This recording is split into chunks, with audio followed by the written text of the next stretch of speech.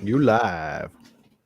Yes, we are live. Ladies and gentlemen, we're back with, once again, another RotoHackers podcast. I am your host, AJ Herschel, also known as The Kid. Okay, you need to figure out which way I'm looking this time. Over there, that is Judahbuddha. And right over there, we have, y'all know him as the absolute stud. It's Jared! We're your unauthorized reporters of fantasy football news and information. Gentlemen, how are you doing tonight? I'm doing great. Your volume was, I couldn't tell if your volume was a little bit low or if it was drowned out by the sound of Austin Eckler's fantasy night last night. There we go. No. Wait a minute. I said he could have a 30-point game. Mixon would have a 30-point game if Bernard was on the injured report.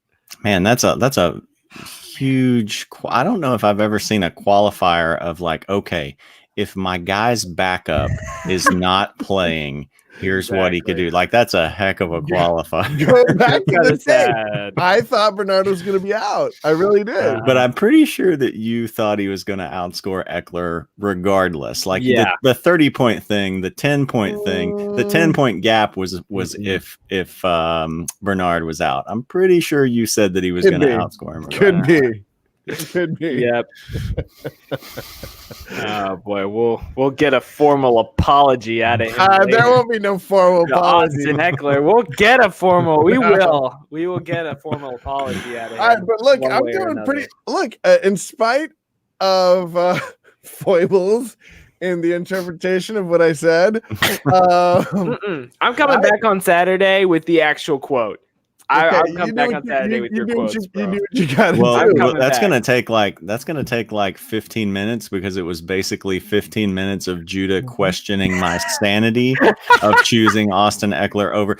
Judah was basically, he turned into like an old Southern grandma whose like sensibilities had been offended. Like, how dare you pick a rapscallion like Austin Eckler over a fine, upstanding man like Joe Mixon. All right, listen. This is not a Cincinnati Bengals offense. This is not a formal apology. But I must say that there was a moment when I was watching the game and I was thinking, why did I say that?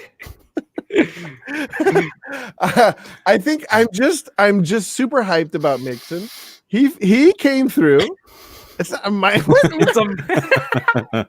a minor apology. Look, this is all about Mixon. Mixon is somebody who you can trust week in and week out now. Okay, you can probably, I say probably, because look, you can't look me in the eyeball and say that you thought in that game Eckler was good, like you could trust him to get like that.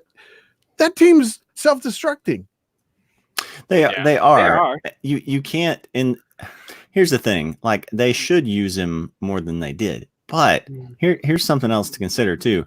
Like Eckler, our final tally in half-point PPR was Mixon 16.8, Eckler 17.2. He had 15 in the first half, and then. But there's a couple of things here. One, Mixon. I don't know what the half.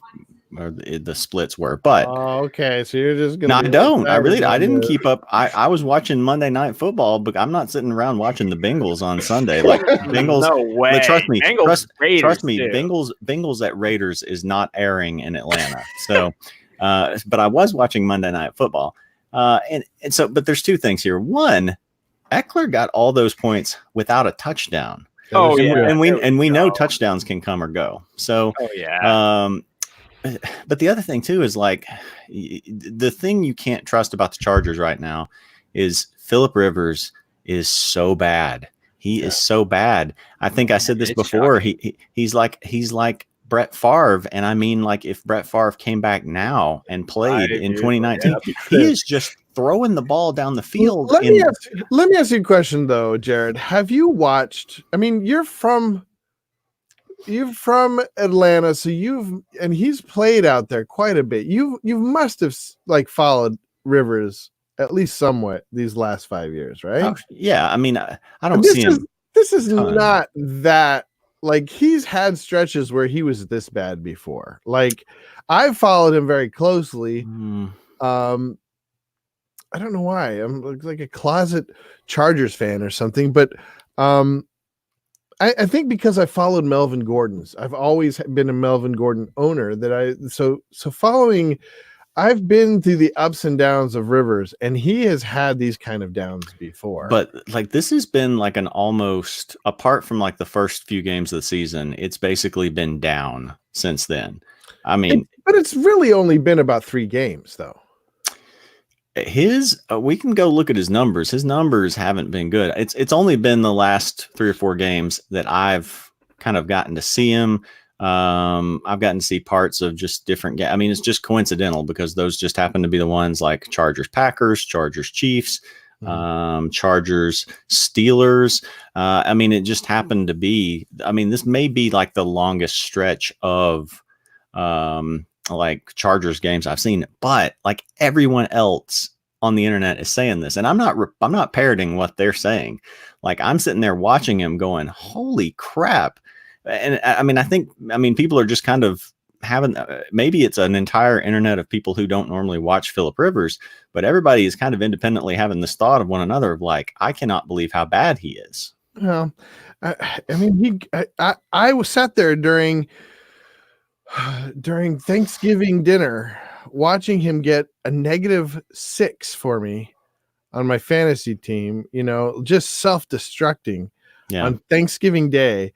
That was 3 years ago, like he's been this kind of guy where he's not, like, people are acting like he was the GOAT and all of a sudden he's terrible. Like, he's always been like super exuberant. He's always been just smart about football, but he's never been like a particularly accurate thrower.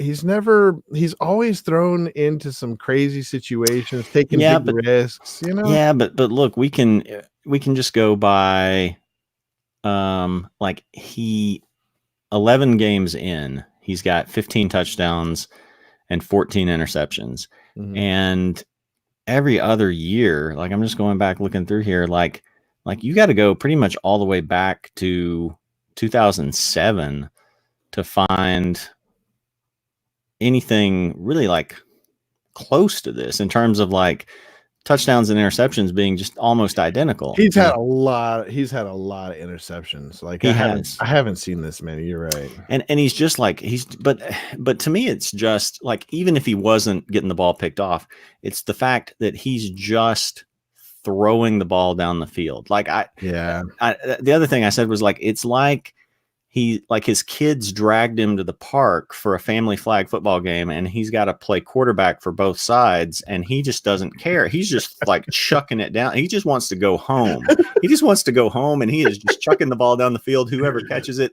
one of his kids are going to get it. He doesn't care which. And that's just like what it comes across. Well, let me ask you a question. Do you remember watching Manning sort of fall apart back in 2000? I forget what that was. 2016, I think. Yeah, but it was different. It was like the arm. You could just see the arm go. Yeah, he was throwing ducks. Like, that's the thing is about Rivers. He's not throwing ducks. It's just almost like he's got like a hand in his face, and he's just throwing blindly. Yeah, I mean, somebody else did point out, like, I saw another tweet on the internet that was talking about, like, it's like he's just like mentally, and that's why I make the joke about the flag football game. It's like he's mentally tired. Like, he's mentally tired and just over it and just going to throw it up there. It isn't as much like a physical thing. Yeah. What about you, AJ? What do you think, brother? Maybe AJ? I apologize. I tuned out as soon as he said Phillip Rivers had lots of years. Oh my God. I tuned out a while back when I heard this stuff again because while y'all were sitting arguing about that, I went back and looked back at his Phillip Rivers stats and everything, and Jared pretty much brought up all the Phillip Rivers stats. I tuned out as soon as Judahbuddha said the Chargers are a mess when he debated for Joe Mixon. The Bengals haven't won a game. You want to talk about a mess? Yeah, the Bengals are a worse mess. But I feel like the Bengals. No, I don't think so. To me, I feel like the Bengals don't have the personnel, whereas the Chargers have the personnel, and so it's much more of a mess. Whereas the Bengals just don't have the personnel. They haven't had the personnel all. Like as soon as they lost Green, and then they benched Red Rocket, Dalton. Yeah, Dalton. Like they have a strategy here. You know, they're actually playing. It's like there's a method to their madness. Whereas like the Chargers, I mean, I think they're just falling apart. Whereas the Bengals, I think they have they got a brand new coach. You know, it's not like the Chargers have a new coach. They have a brand new quarterback right now. They've got a lot of things that they're just kind of working out, and I think they're systematically tanking. And I think Joe Mixon is a big part of that plan. Yeah. Sure. The future plan, yeah, sure. The future plan, sure. No. This year, the plan to tank. This is how many wins the Bengals have. But that's that is a bigger mess this year. They know they're tanking. They know they wanted to get Tua, except he blew out his hip. They know that that's what they wanted to do. This year, they're still a mess. It doesn't change the fact that the Bengals are bad. I don't think they're a mess. I think they're bad, but I don't think they're a mess. I think they know what they're doing. I think they got a plan, and I think Mixon's part of that plan this year in the sense that part of tanking is just running out the clock. They're just running out the clock. What part of this plan was keeping Marvin Lewis for like 15 years? 15 years past when they should have. Like, I have no idea. Here's the thing: is it's all about. It's just like it's like any business. It's all at the top. Like all at the top. If you've got good ownership, then they're going to hire good. Oops, sorry. Good general managers. No, that's okay. That's all right. We'll get to that. You've got good general managers, good executives, and then it filters on down. The Bengals don't have good ownership. They don't make good decisions. They kept Marvin Lewis too long. They should have. Why did they not trade AJ Green? Any other franchise would have traded AJ Green. No, you won't get any argument from me. Right? So I'd take him. So it's not going to matter. It's not going to matter what quarterback they get. They're always going to be like they're a slightly classier version of the Browns. Wow. Yeah, I can get with that. Because I mean, they've made the playoffs once in a while. You know, they've been middling at times. They haven't been a disaster most of the time. I get it. Yeah. So, but in my opinion, on Phillip Rivers, I mean, it's a mess. I thought like he started out Monday night's game. It wasn't terrible. And then things just went downhill when he threw 4 picks. And then the last throw at the end of the game, I was watching and I was like, I'm 16 and I saw the linebacker creeping over there, or the cornerback, whatever, creeping over there. That's when I knew that. But you're 16 sitting on a couch. You don't have a 300-pound dude trying to kill you. Oh, yeah, sure. His protection actually wasn't horrible on that play. It was decent. Yeah, it was pretty bad. Here's what worries me about Rivers. And again, this isn't just my criticism of him. It's everybody's criticism of him. Is you don't have to. Like, he doesn't have to be throwing these 40-yard bombs. And that's the thing is I don't understand what he's doing. It really does seem like he doesn't care. He's just like, look, I'm getting the ball out of here. I don't want to take a sack. We either catch this bomb and we get some yards, or he doesn't, or it gets interception. I don't care. He could easily work the ball down the field. Again, look what Eckler did in the first half where he was dumping off to him. And so he's getting the ball back. I've just seen this same scenario play out over and over where he's getting the ball back with like 2 minutes left. You can take some underneath throws to set you up, and he's just generally not doing it. He's just chucking it down the field. So that's what I don't understand what he's doing. And like just the only thing it comes across as is just him just being just done. He's just done, and he just either wants 40 yards or an interception. He doesn't care which it is. It's honestly really sad because I like Phillip Rivers as a player. I like him a lot. Cool. And it's weird because he's so competitive too. So I mean, like, I think that's probably why he's winging it. He's so competitive. I guess, but you'd think he would want to take once in a while the smart play. I mean, like that interception that he threw. Anyway, yeah. Anyway, we got some questions in the comments relating to more quarterbacks. First off, Thomas H, who has a Falcons logo, decided to stream Kyle Allen. I think we talked about this too, didn't we? I'm pretty sure we did. I believe I specifically remember pointing out like Kyle Allen has had 2 3-point games. Yeah, he did. I thought I about don't that. trust that. I thought about that. I did. But in your defense on that one, like a lot of the mainline fantasy experts were plugging Kyle Allen. Well, look, he had over 300 yards passing. What really killed him was his not getting any touchdowns, and I think it was just a super defense. Thomas H also talks about the defense and asks a good question. The Falcons defense is legit. Ever since they kind of shifted over the play calling for the defense and taking it off of Dirk Cutter's plate, they have changed of Quinn's plate. He's a defensive-minded coach. Huh? Quinn's a defensive-minded coach. That's what he did in Seattle. Yeah, that's what got him on Atlanta. But now So wait, Quinn is the head coach? Quinn is the head coach, and he's not. So they took it away from him, and now it is given more. He's not calling the plays defensively, and it's helped. I think he just tried to do too much, and a lot of times you'll see this with defensive coaches. They'll come on and they'll try to run the defense. Their heart is with the defense, but they're also trying to. Obviously, you can't win without scoring, and it ends up hurting them more. I saw a little bit of that with Patricia, but I don't know. It's just they've been a different defense ever since that happened. Yeah. Wait, did you say they gave it to Dirk Cotter? Because he's the offensive coordinator. No, it was their defense coordinator, whoever that is. Well, what it was is they had, I don't even remember who was defensive coordinator last year, but they fired them. And so Dan Quinn took back over the defensive coordinator duties, even as the head coach, which is kind of unusual. And it was a weird thing because he's supposed to be, he came from Seattle. He's this defensive minded guy. He was the defensive coordinator for Seattle.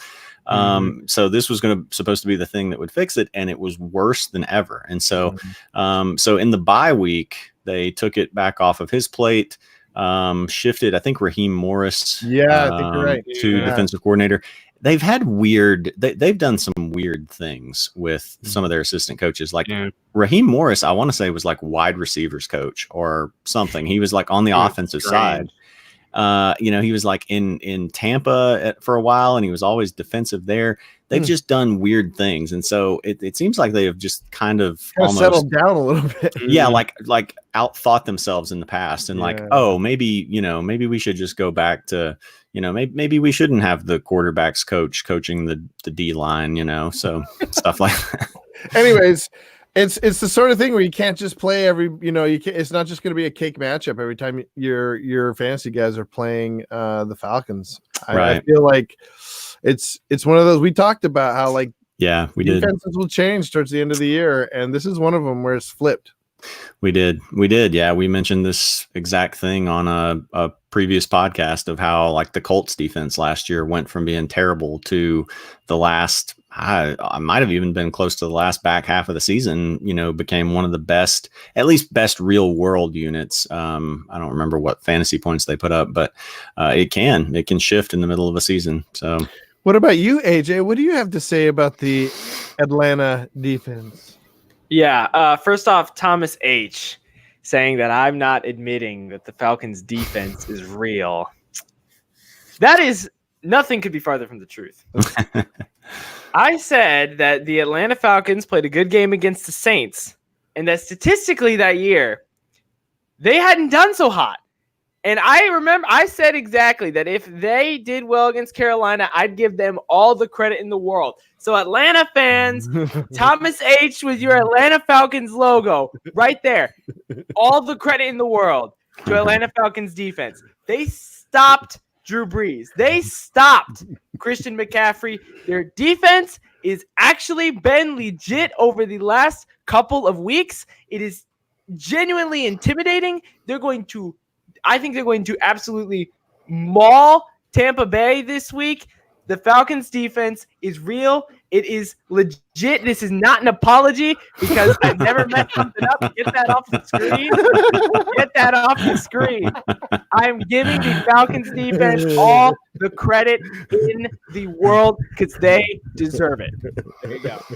Yeah, it takes away I had one of my little bullet points thing. It was like, plug the Atlanta Falcons defense as like a sneaky streamer, but no, there's no sneakiness there to it. Everybody's on that already. It really is a good one to stream. Pick up on the waiver wire. Speaking of the waiver wire, would you put any like fab towards it? Would you waste like a third, priority on it?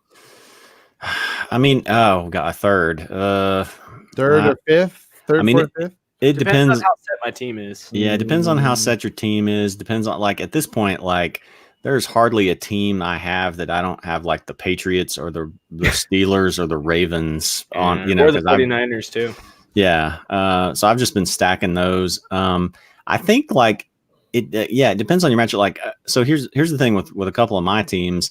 Even though I think my defenses are probably set there, but like I've got a couple of matchups where I'm like neck and neck, like tied with a guy for like one of us is in fourth place and one's in fifth.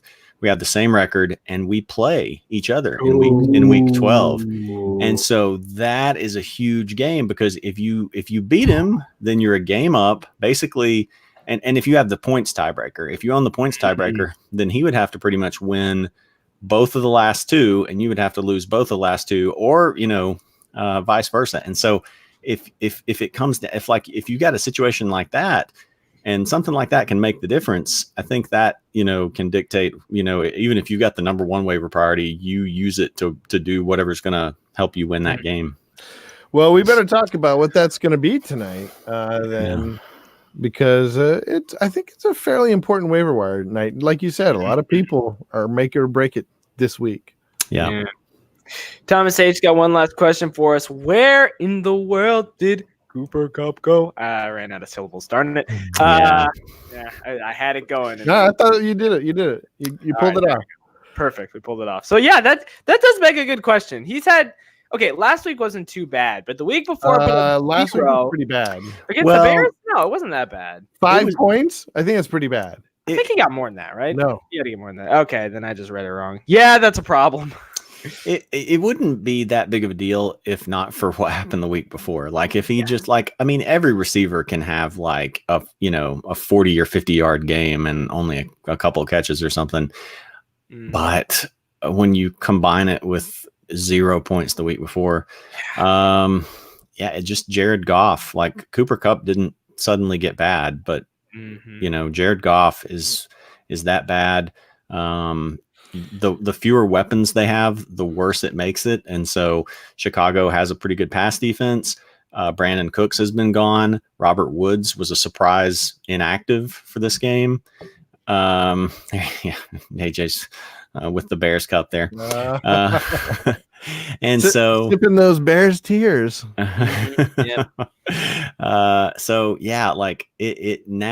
It's made like Cooper Kupp was like the one reliable thing that was left in the Rams offense. And now we're to the point where I think I'm gonna drop Greg Zuerlein.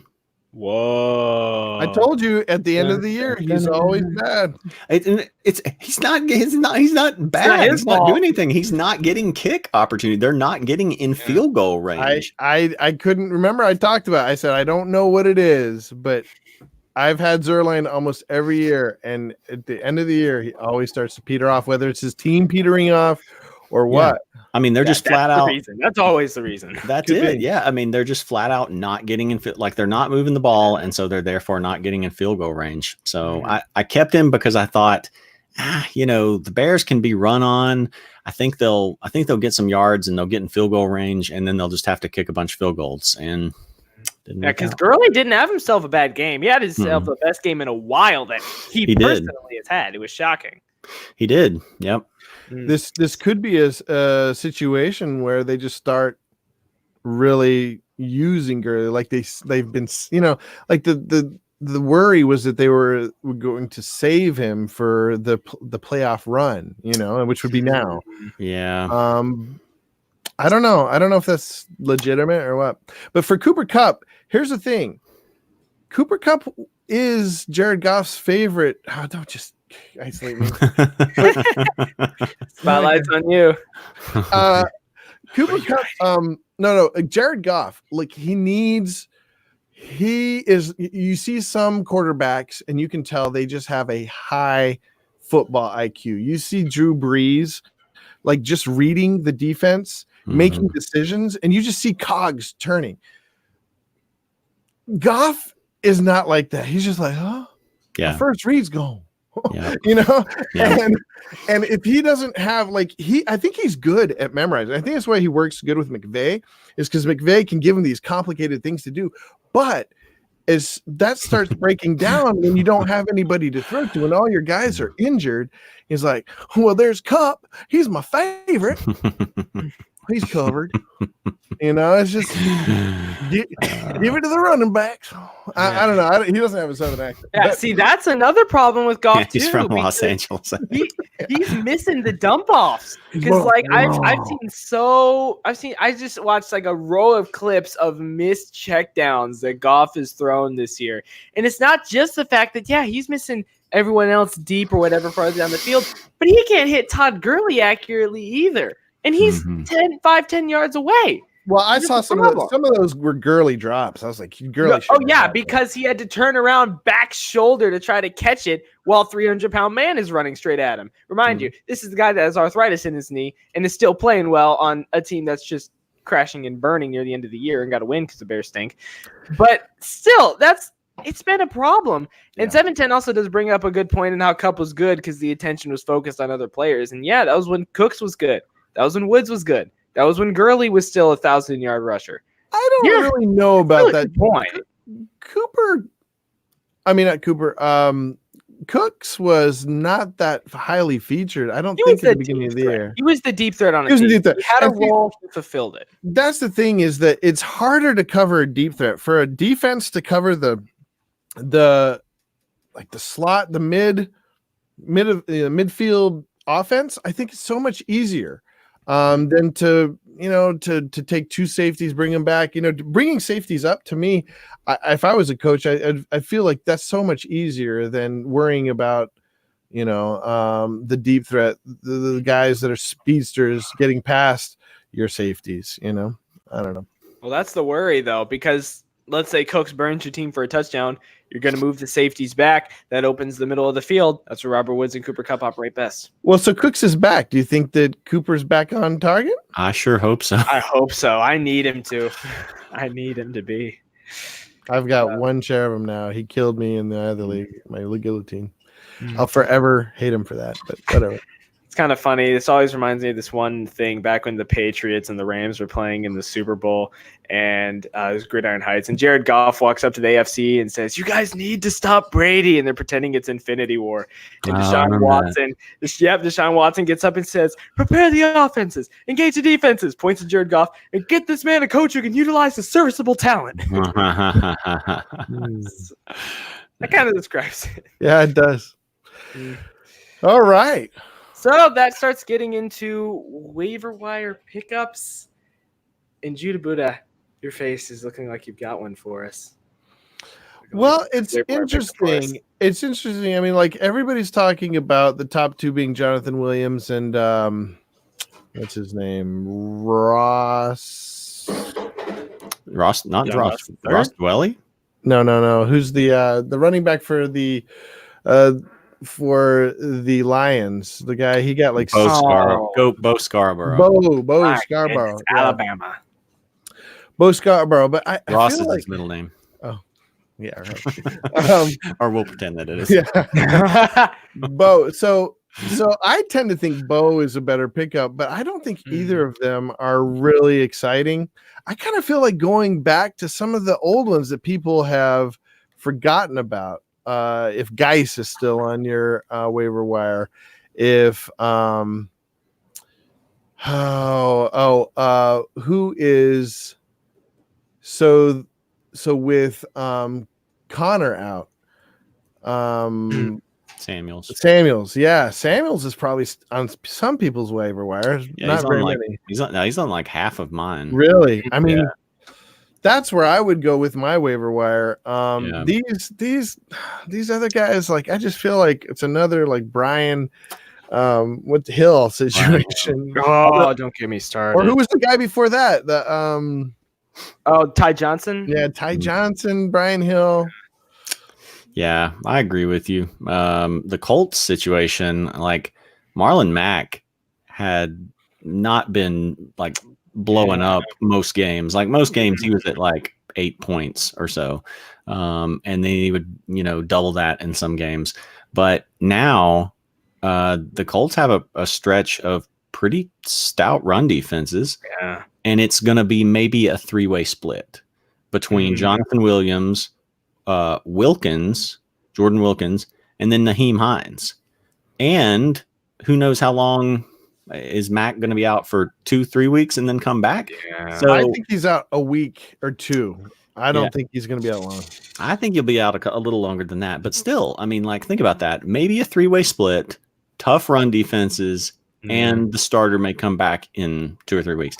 Like, I'm not burning a high waiver priority on I don't even want to start the guy. Like, I mean, even if you don't have to, even if you could pick him up as a free agent, like, how confident are you going to be that that person's going to be able to, that one out of those 3 is going to be, a guy who gets double digits for you.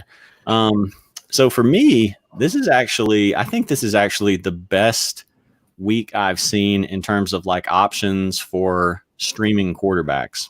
Ooh, let's get into streaming quarterbacks. So you've got, I'll order this by the order that the games are in. So you've got Jacoby Brissett against the Texans. Now this one's a little bit dependent on whether or not T.Y. Hilton's back. Yeah. Okay, I started to say Funchess, but Funchess isn't going to be back. He's going to be coming off of IR soon, but he's still going to be out a while. And it scares me a little bit that Jacoby's on the road because I trust him a little bit more at home. But last time against the Texans, he had 326 yards and 4 touchdowns in Indy. So he had 27.64 fantasy points. Like I said, with T.Y. maybe being out and not really having as much confidence in him on the road, there's a couple other guys that I think like better. So this is going to be the first time that I've recommended this guy in a long time, but I think you can roll with Baker Mayfield this week. No. Oh boy. Yeah, I agree. Please make I agree. Now the Dolphins defense has gotten better. But I think the Browns have put it together a little bit more. Baker had 21.8 points against the Steelers defense last week. Now he only threw for 193 yards. Part of that was because he got a rushing touchdown. But for 3 weeks straight against pretty solid pass defenses, Denver, Buffalo, and Pittsburgh, he had 17.1, 17.6, and 21.8.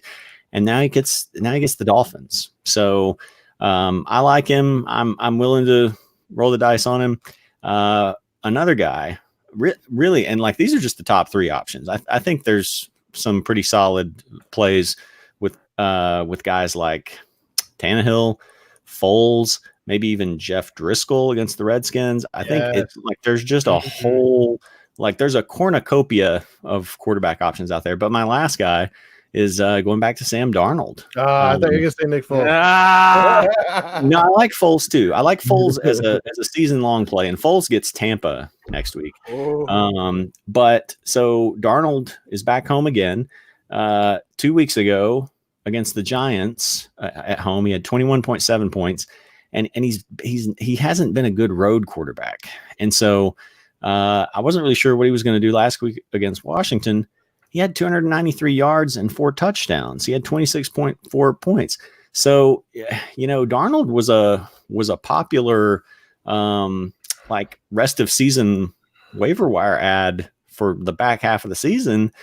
until he had that complete meltdown against the Patriots. And then that kind of scared everybody off from him. But he seems to have kind of gotten over that. And at home, I think he can give you 20 plus points. So I think for me, my top options would be Mayfield, Darnold, Brissett. But man, there's a lot of guys on the waiver wire, even beyond that, the Tannehill, the Foles, the Driscoll, that I think you can use this week. Yeah, I agree with you first two. The problem with Darnold is the offensive line, and they're playing Oakland. Now, granted, they are at home, but Oakland has been their pass rush has been pretty dynamic the last couple of games, and they've been getting to the quarterback. And that's against like Midland offensive lines. Yeah, sorry, offensive lines. So, but New York has like a terrible offensive line, just like it's just bad. And we all know that Sam Darnold sees ghosts when he's got people coming down, on his back. So I would be a little worried about playing him this week, but after that he has Cincinnati.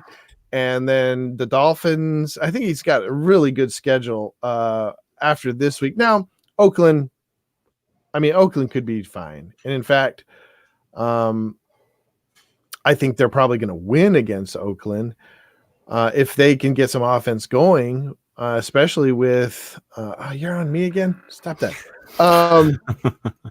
If they get Bell going. Yeah. If they can get Bell going and they stretch the field a little bit, like gracious knows, man, I wish they would get something out of Anderson, but they've been going to, what's his name? The short pass. I'm blanking on this one too. From Dallas, right? No, I'm thinking that's the Bills. It's on the tip of my tongue. Crowder. They've been going to Crowder quite a bit with the short pass. And Crowder's been, man, if you're in a PPR league, pick up Crowder if he's on the waiver wire. Yep. So anyways, that's all that said, like I think I would put Driscoll or Nick Foles ahead of Darnold because I feel like, well, Darnold doesn't run for one thing. Driscoll's going to run. Driscoll's going to get at least 40 yards, That's true. Although, like, I just feel like he's one that I feel better about at home. Like I just feel like he's going to like turn back into a pumpkin on the road. But yeah, his rushing floor, he had like 40 and a touchdown last week. And so like that rushing floor is pretty attractive. Yeah. And then Nick Foles, he came in. I had my worries about him. Now he wasn't amazing. He had some problems. Yeah. But for being his first week back, I think he looked pretty good. And man, did he ever make DJ Chark relevant again? Yeah. It was Chark week. A couple games. It was Chark week. Oh yeah. Finally, this week. It's about time it happened. Gordon Hackman, Thomas H. Hope that answers y'all's questions. I know we got some more questions, but real quick while we're talking about quarterbacks, Raphael Markle. I hope I pronounced that. Hey, right. Raphael, thanks for joining us, man. He says best to worst: Baker, Derek Carr, or Sam Darnold this week. Mayfield. That is. I think Carr's 3 for me. But really, yeah. Carr's 3 for me, but I'm really struggling between the other two because the Dolphins defense has gotten better. It could be a game where potentially they just run those running backs over and over. For who? For who? For Mayfield in Cleveland. Yeah. But he's throwing to his running backs. I mean, particularly Hunt. I think with Hunt Hunt has really been the difference for Mayfield. That's true. Yeah. It's opened up so much more for him. I think he just didn't trust Chubb. He didn't trust passing to Chubb. Yeah. I think I'd go Mayfield, Darnold, Carr. Carr, he's only had a couple of 20 20-plus point games. I know we've got some recency bias here with just coming off of the game against Cincinnati. A few weeks before that, he had Houston. But Carr's generally not a guy that's going to, get you in the high teens or 20-plus. So that's just not really how the Raiders really try to play. So on the road, I'm a little less inclined to trust him there, just with the other two options being Mayfield and Darnold. I actually think Darnold's ceiling might be a little bit higher than Mayfield this week, but Mayfield 3 weeks in a row, 17-plus points. That's what he was delivering, a lot of the time earlier in the season. It was just mixed in with some games that were worse than they should have been. But I think Mayfield for the floor, and then Darnold, and then Carr for me. Mine's just a little different. I think I trust Carr a little bit more than you, just because I feel like he has more weapons. And I've watched all his games, and he's playing a lot better than he was last year. They've got a better offensive line, and I just tend to look at offensive lines when it comes to trusting, like how well offense does in general. I think Carr though he has a good offensive line, I think that's going to be a terrible game to watch. And I really think Mayfield's going to go off. And I know I say it every week, but this is OBJ week, baby. OBJ week. No, I think it might be. I think that this is the first time that I've actually agreed with you on that. Well, it's the Dolphins. But look, I was watching that game last week, and I have been saying OBJ, but hadn't been watching the connection between Mayfield and Beckham were just on a different. They were not. Mm-hmm. Yeah. And some people mentioned that Beckham didn't put a lot of effort. Like there was comments early on in the preseason that he wasn't putting as much work and effort into, as opposed to Landry, who was putting in every day, every waking hour, knowing the playbook and practicing. Beckham was a little bit less dedicated. Yeah. I think Mayfield even there were comments in general, but I think Mayfield himself even said something to that effect too early, preseason or something. I think this is where they get right. They've had enough. I don't know that it's going to be consistent from here on out, but I think he can have a good game here. It's like you said, it's Miami. All right, we're gonna have to go through these quick because we have quite a few things in the chat. Real quick, Gordon Hackman. I want to say I invited Gordon Hackman to come tonight. He's had some bad advice for me, so I said, look, come on the show and you'll get better advice from Jared and AJ. There we go.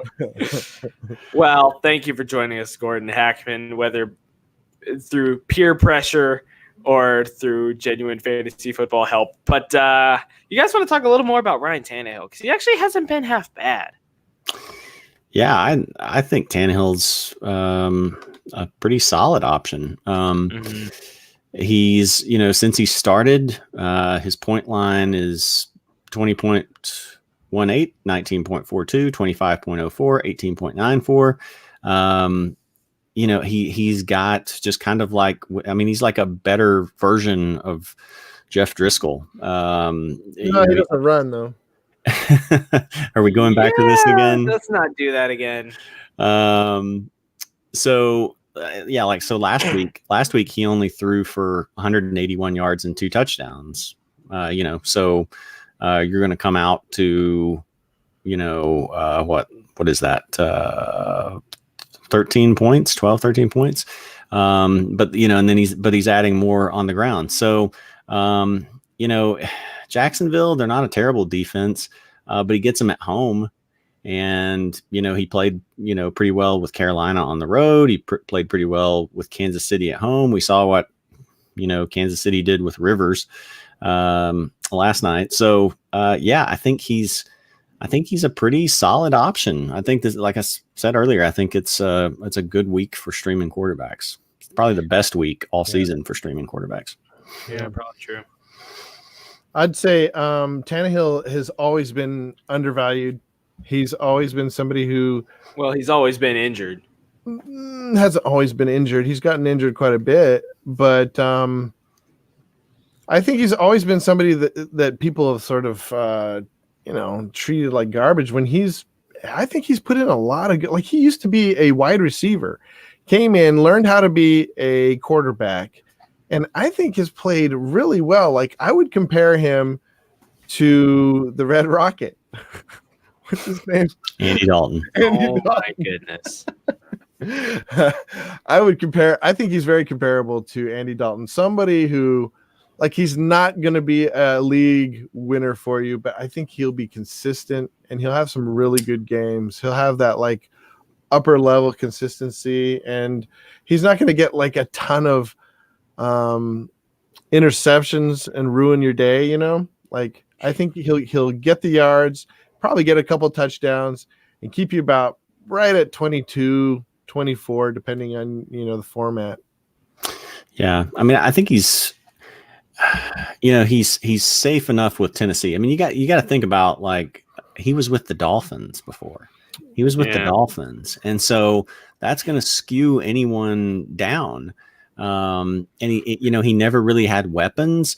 Devontae Parker, they had been trying to, like, every year for the last 4 years has been the year that Devontae Parker was going to break out. And then now it's kind of funny, like, now the year that Tannehill's gone is really the year that Devontae Parker is kind of breaking out. All they needed was Fitzmagic. All they needed was Fitzmagic. Yeah. That's another one you can stream too, by the way. Let's not get crazy. All right. Yeah. We just listed a bucket load of people. We just listed like 6 or 7 guys. Yeah. Yeah. So, and Tennessee is not, Tennessee's passing game is not tremendous. But Derrick Henry, our friend Derrick Henry, who Judah loves and values, the best running back in the league. The thing is, like, that he can keep that offense chugging, and so it can keep them in position for Tannehill to get some short scores or run the ball in. So yeah, I think Tannehill's a pretty safe option. Cool. 710 believes in Fitzmagic. Hey, you got to believe in it, man. If you look at his schedule, and if you look at like his history of like how well he does against terrible defenses, he could go off. Yeah, but let's also look at Fitzpatrick's history of going downhill after like 4-ish games. Fitzmagic can turn into Fitz Pumpkin real fast. Yeah. But I don't know. It could be great. It could not. If you're a gambling man, that's the thing. It's kind of back to he's like time traveler Kyle Allen. He's like from the future where Kyle Allen has like grown a beard out and traveled back in time. It can be really bad with Ryan Fitzpatrick. He can be bad enough to get benched in the middle of a game. So if you want to roll the dice on that, go ahead. After the 7 people we already mentioned. After the 7 people, like if you're in a 18-team league and 2 quarterback 18-team league, right? Then okay, but like Fitzpatrick is not the guy. The other thing too is the Dolphins just don't have enough weapons.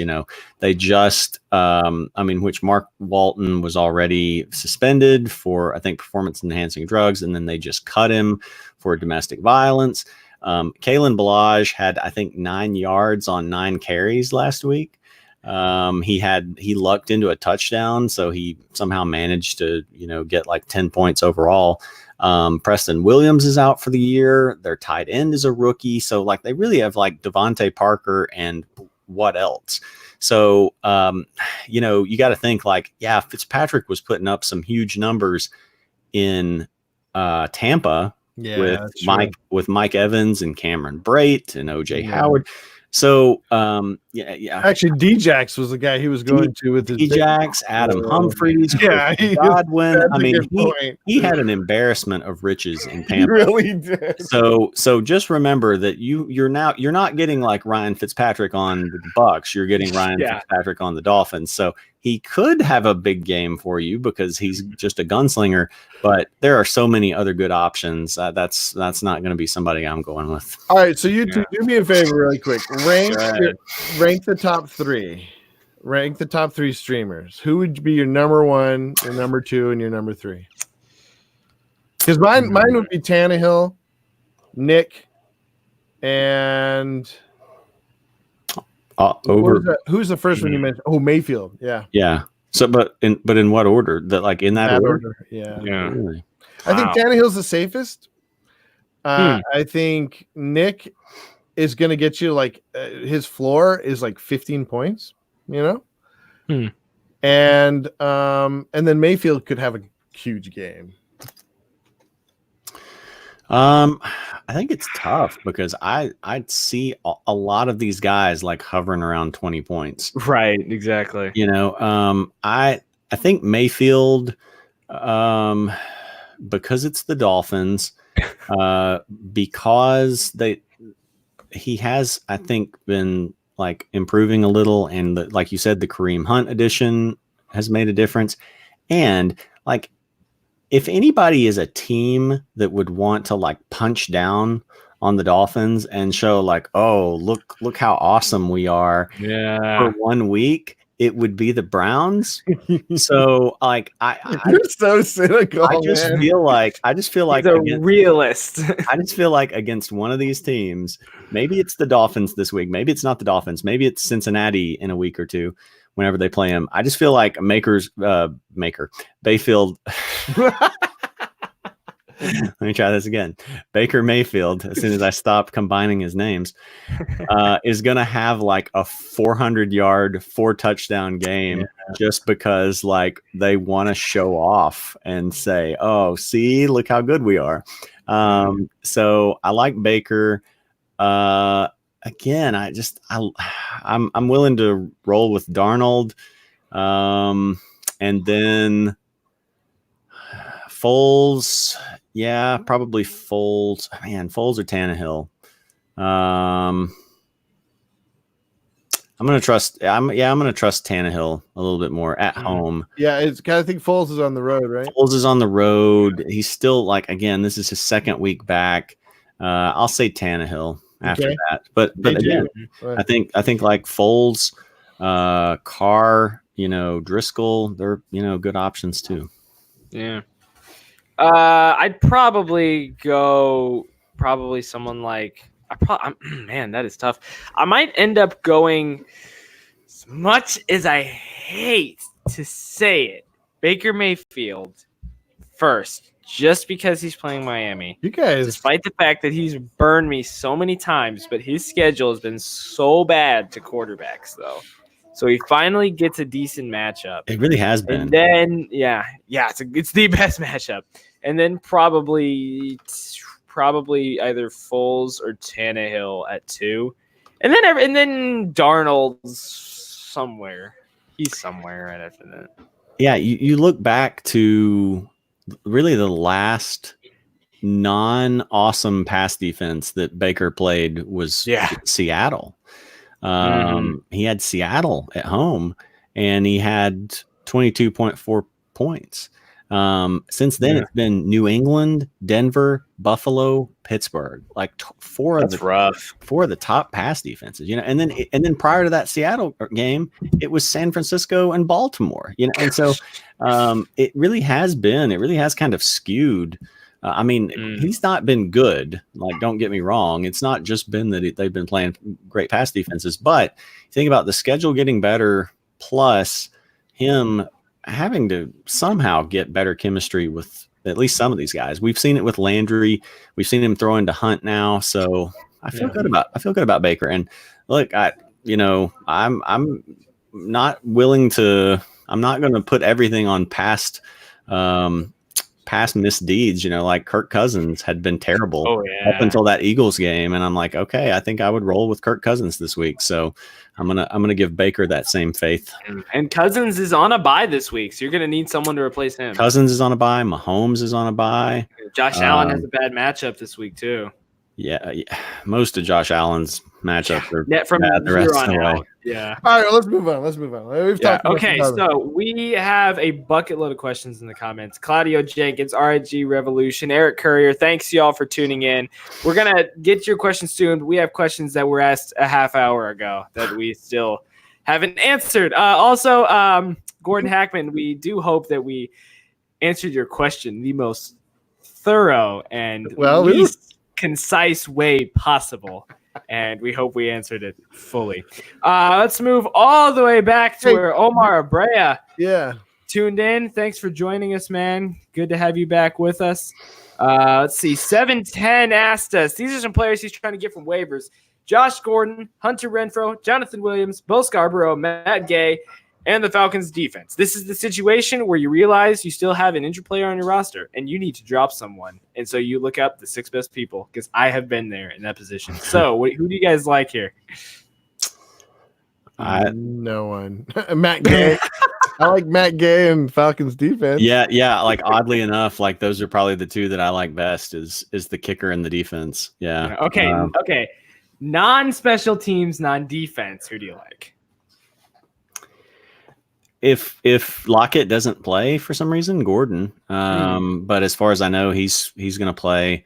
We talked a little bit earlier about Williams and Scarborough. We just don't trust them. I trust Scarborough more than Williams. Williams is just he's going to be part of a 3-man committee with him, Wilkins, and Naheem Hines. Their schedule's not that friendly, and Marlon Mack might be back in 2 to 3 weeks. So that's just kind of a quick summary of what we said about him. Otherwise, probably out of the skill players, I guess I would like Renfrow the best. You know, he's had a good solid floor. I think from our question last week where we had to choose between like him and Ty Hawkinson, and I don't remember who the others were in the question, but I think Renfrow had the best day. I think he did, and which isn't saying a ton, but he got 9. Well, Hawkinson had 0, I think. Yeah. Yeah. So they're playing the Jets. You can pass on the Jets. So I like Renfrow unless, like I said, unless Lockett doesn't play, and then maybe I'd go Gordon. Yeah, I completely agree. Renfrow, he's got the best matchup out of those guys too. Yeah. Can I just want to say something though?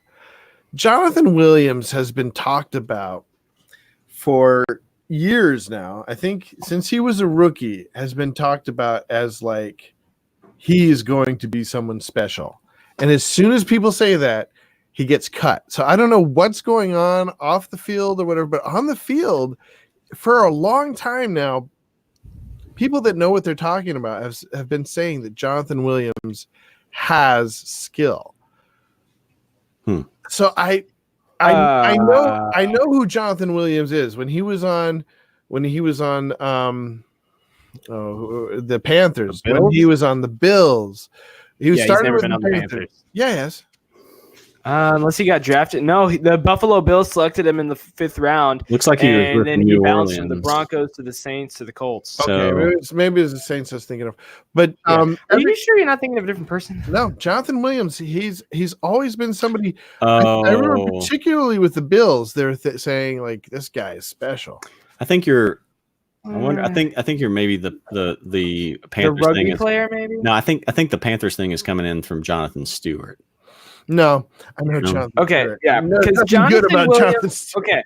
Okay, Jonathan Williams. Take this from a guy who watches the SEC and is a diehard Georgia fan. He came out of Arkansas. Arkansas football is terrible. I'll tell you that. I don't know where you're getting this unless it's like this is a great like 4th string, possibly rises his way up type of guy, but he's never been in a starting position. He's never been in a starting position. But he's always been like particularly when he was a rookie. I remember I've been watching him ever since he was a rookie because so many people were talking about him. Just like saying, wow, this guy, because it was weird. As soon as people started talking about him when he was on the Saints too, they replaced him with Boston Scott with the Saints. Like they would just cut him after like coaches would be like, yeah, that Jonathan Williams guy is really good. I could see him, blah blah blah blah. So anyways, I do like these other guys. I've never heard of Bo Scarborough. I've never heard of the other guys on. You just blew AJ's mind.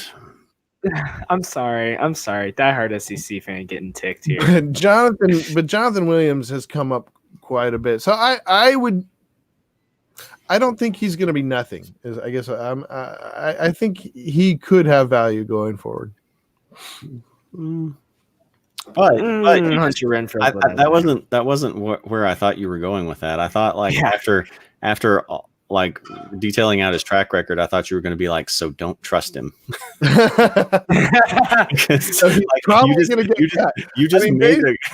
just made a case for the opposite and then went the opposite way. I've always felt like somebody needs to give this guy a shot, and now he's getting a shot. So like, I guess I'm just really curious to see. It was who was it? It was somebody like who knows what they're talking about, saying, "Man, I really like Jonathan Williams." So I don't know. I'm anxious to see how he does. Okay.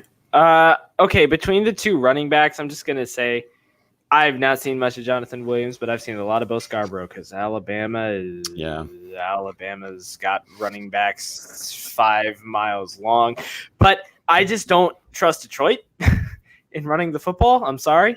But it's been rotating out between a bunch of guys. And even if Scarborough does take the lead role, I need him to hold it for at least a week before I trust him. Same thing with Jonathan Williams. It's going to be a committee, and I hate having to stick with running back committees. So out of the skill players, I'm with Jared on this. Hunter Renfrow, easy. Yep. Oh, boy. Omar Abrea said he had a rough week this week. His brother beat him with Mahomes, Kelsey, and Allen because Melvin Gordon let him down with 9 points. Ouch. That hurts. We feel for you. Yeah. Okay, let's see. Raphael Merkel, thanks for hanging in there with us. He says, Tevin Coleman, your boy Rojo Judahbuddha, or Jalen Samuels this week. Well, it's Jared's boy too. Yeah. I think Rojo, the way that Falcons defense is playing, he's sliding to 3 for me. Yeah. I'm not going to trust Coleman. Well, but it is the Packers' run defense. Wait, which Samuels are we talking about here? Jalen. I'd go Jalen. He's got a good matchup. He's got a good matchup with Cincinnati. The only thing is he's not going to be, of course, Coleman, isn't either, but he's not going to be an every down play. I think Jalen's safer. Assuming Connor doesn't play, I think Jalen Samuels is safer because they're just going to run all over that Cincinnati defense. Trey Edmonds is probably going to take away some carries from him, but I don't know. With Coleman, he's shown the floor can be pretty low. I think he'll have a good game, but I think for floor, I would go Samuels Coleman. Samuels might get a ton. I say might because he has a couple times, but might get a ton of catches. Well, like 8 catches last time. That's the other thing. Because Mason Rudolph is the check down king. Well, and the other thing too is Juju's probably out. Yep. Deontay Johnson is probably out. It's probably going to be down to James Washington and Johnny Morton as their wide receivers, and so and Mason Rudolph's already been the check down king. So I'd go Samuels Coleman, Rojo. Rojo might have been 3 weeks ago. He might have been number 1 in this matchup, but suddenly Atlanta can play defense now. So and Peyton Barber's vulturing touchdowns now. So just like we've talked about, like you just can't trust coaches to. Can't make that assumption of rational coaching. Nope. Yeah, Raphael Merkel's got one other one for us. Everett or Hollister if Kittle doesn't play. Oh boy, Everett's injured. Really? Is he not playing though? I haven't heard. He was hobbled. He was obviously, like the commentators even mentioned during the game, like he's just not himself. Well, even if he wasn't hobbled, for me it's still Hollister. He's filled the Will Dissly role, I think, in Seattle. I think out of especially tight ends on the waiver wire, he's getting the most goal line targets, which if you're looking for streaming a tight end, that's the guy you want to get. And Everett has been, he's been super inconsistent. And then do I trust Jared Goff to throw him a touchdown? Or Russell Wilson to throw Jacob Hollister a touchdown? Hollister, easy for me. Well, the problem with Hollister is you got Luke coming back. What's his name? Luke Wilson. You got Luke Wilson coming back. You've got the other tight end coming back. You've got everybody on the receiving core coming back, including Josh Gordon adding to the mix. You've got a lot of big dudes there. So it's not going to be like the last, because those other two tight ends were injured the last, those games that Hollister blew up. I would actually go and get Griffin. If you think that Darnold's going to have a good game, see if Griffin's on the waiver wire. Griffin or Fells could might be better than these two options. Although Hollister, he has tremendous upside if he is the Will Dissly guy. I just don't know that he is. I think he was because everybody else was injured. He might still be, but I don't know. I don't know if Wilson's still listed as doubtful, but I don't know if they just haven't updated from, I'm not sure what his situation is. The other thing I think maybe just speculating about Everett is that he could have internal injuries from cringing so hard at Jared Goff's throws. Don't take that as like an official injury report, though. Ouch. No, but Ed Dickerson, no, he's out. Oh, wait, no, I think Ed Dickerson might be coming off of IR, right? Let's see. I can't remember. I don't even know if they're still out, then Hollister would be I would play. He's on, let's see, IR return. So Coach Pete Carroll says, he will be activated this Sunday. He will play week 12, but he's not typically like, I don't know. We'll see. I don't worry as much about his return. You'd go with Hollister? Let's see, Rams against the Ravens. Yeah, I would still go with I would go with Hollister. It's also really tough. It's a really tough. Hello? What happened to you? Yeah, it's like your sound dipped out for a minute. Weird. It's just a real tough matchup. That's all I was gonna say. Well, the other one who might be an option is if he's still available is Dallas is on the other side of the field. Is Dallas Goddard? So Goddard is he's only 19% owned, and he's had nearly double digits in 3 out of 4 weeks because he's not getting a ton of targets. He's very touchdown dependent. He's only getting 3 or 4 catches a game, only getting typically 35, 40 yards or so. But Seattle gives up a lot of scores to tight ends. The Eagles just have no receivers to throw to. So I think Goddard, I don't know if he would be a better play over Hollister or not. Yeah. But I think I don't know. I would have to. I might need till Saturday on that one. But I think he would definitely be somebody to consider. I would play Goddard over him. Really? He's got a better matchup, and I think he's a better player. Like he's been making touchdowns for like 3 years now. Whereas it feels like Hollister, famed teeny bopper clothing line, has just appeared on the radar. The other one I'll throw out there is he's questionable, so I'm not sure if he's going to be back. Is Delaney Walker for the Titans? He had a big game against Jacksonville in week 3. He's coming. He's probable to come back. I don't know if he's going to come back. Okay, yeah, it's kind of iffy. But he had a big game in Jacksonville week 3. You kind of don't really know. Like that was kind of prior to. I think we still had Mariota going for the Titans then. So, that's been a lot of that connection there has been Mariota to Delaney Walker. So you don't know exactly what it would be with Tannehill, but he's been thrown to Jonnu Smith, so I think it's not like he's averse to using his tight end. So I think that's another option there too, maybe. Could be interesting. See how that ends up.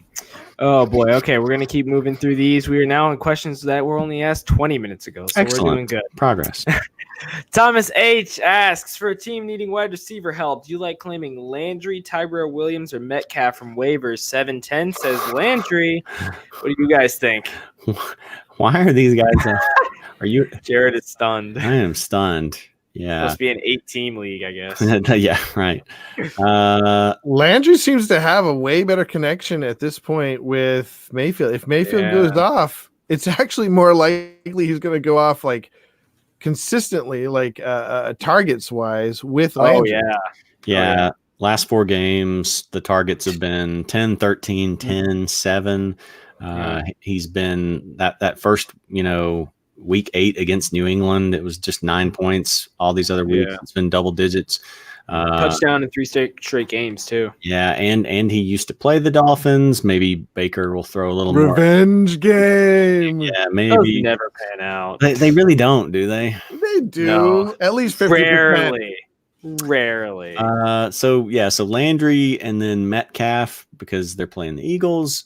Yeah. Lockett may still be kind of banged up, and then I like Tyrell Williams against the Jets, but he's just not getting a ton of targets. They're really spreading the ball around in Oakland. So for me, it's very easy. Like Landry, Metcalf, Williams would be the order. Metcalf is not going to get a lot of targets, but when he does, they're like they're like gold money targets, like in the end zone. And he's been getting more. But he's also had some fumbles and stuff too. So 3 of the last 4 weeks, he's been at 9 or 10 targets. So, but the only, I guess, kind of the only scary thing is just there's the unknown with Josh Gordon. Yeah, I'm not really. I don't know. I feel like Metcalf has his role cut out for him. All right, next. All right, G Evolution. Geis or Peterson this week? Geis. Carries still, man. Probably. Look, yeah. Peterson's going to be the workhorse, I'm sure. Look, I don't think they're going to give Geis. He is injury prone and probably the future of their running back stable. So they're probably not going to give him the workhorse load, but he does more when he does get the ball. He's a lot more chance of a bigger yak. Yards after the carry for those uninitiated. That's yards after catch. I do carry. Let's see what he did. So in the passing game, his passing game was a little bit skewed because he only caught 1 pass, but it was for 45 yards and a touchdown. Yeah, that's what I'm saying. Like he's gonna do a lot more when he catches the ball. And you said yards after carry. I know. I meant to say catch. You caught me in a lie. Well, and the split wasn't that much. I mean, Peterson outcarried him 9-7. Like that's pretty worrisome for both of them. But man, it's the Lions, so you can. I guess Geis is worth a dice roll, but like that Redskins offense with Dwayne Haskins and that offensive line is. Did you see it? Did you see the clip of him pleading with his offensive? What? And I had heard before that one of the big knocks on Haskins and who's the other guy for Arizona? Kyler Murray. The Kyler Murray. The big knocks on them is lack of charisma. Like they don't really like get in there and like lead their guys. But man, Haskins has got to be losing that race, man. Where he's like, guys, what do I got to do to help you? No. Don't throw Kyler under the bus. He is in one of the toughest divisions in the NFL currently and not playing too bad. Yeah, I know, but one of the I know, and he's doing great. I wouldn't compare him to Dwayne Haskins at the very least. I wouldn't put them in the same boat. I'm just saying, I wouldn't put them in the same ocean. You're saying that was the pre-draft knock on them, right? No, that is the rookie knock on them right now. Like the complaints coming out of the locker room. Really, it's the people are still saying that. Never heard that at Arizona. Yeah, he's just real quiet and shy, and he's not really leading. Like Come on, guys, you know. What Larry Fitzgerald is for. Yeah. Yeah. Once he gets over there with his walker. Okay, guys. Doesn't matter if your team is terrible as long as everybody loves you. The Fitzgerald philosophy. Okay, moving on. Claudio Jenkins. It has been a hot minute. Thanks for coming back, tuning in again. Should he trade? Because his deadline is obviously heading into December. Most people's are. Huh? Bell for Fournette. Trade. Oof. These are both guys that I tried to get. Full PPR, by the way. Oh, full PPR? Oh. Full PPR. It's funny because Fournette is like the fat, worse version of Bell. No. Yeah. He's the bigger, harder runner version of Bell. He's a harder runner than Le'Veon. Le'Veon's half vision. Us fat Fournette's guys run different. fast. It's your 40 time, Judahbuddha. I'll beat you. I don't think so. I think that's just kind of a push, I think, at best. Yeah. Le'Veon Bell's schedule, like I tried to trade for both of these guys in tons of leagues. And one guy even like went to the message board to make fun of me for like all the guys that I traded for Le'Veon Bell, because I traded like AJ Green and Juju and Jared Goff, and I don't know what else. And he's like making fun of me, you know. And so then like 3 weeks later, I've won all three of these games. Highway robbery. Bell's like outscored all these guys combined, and so like Bell's schedule is just as easy as it gets. You know, he had Miami, he had the Giants, he had Washington. He's got now Oakland this week. Then it's Cincinnati. It's Miami again. Then he gets to the playoffs and it gets tough.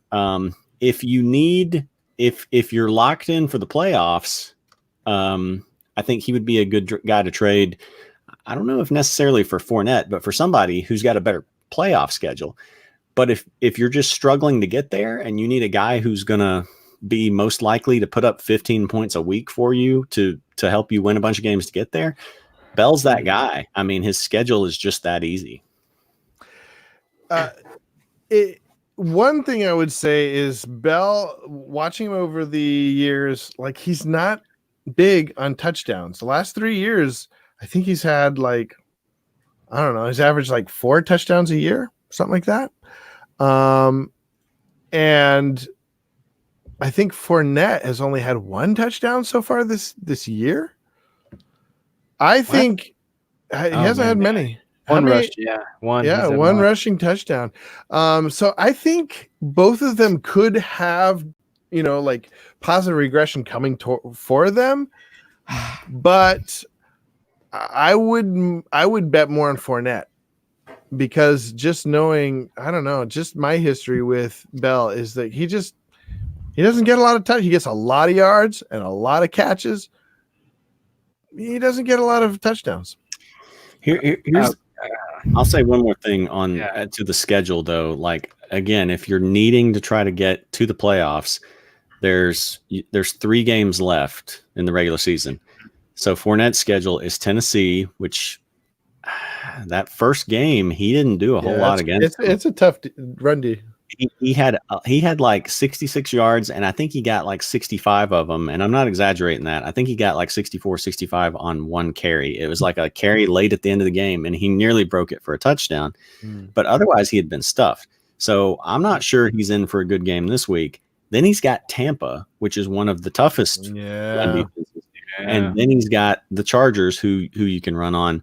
But when there's only 3 games left in the regular season and you're trying to make the playoffs, like if one guy's got 3 cakewalk games and one guy's got a cakewalk game, a really tough game, and a semi-tough game, I think you got to go. I'd stick with Bell.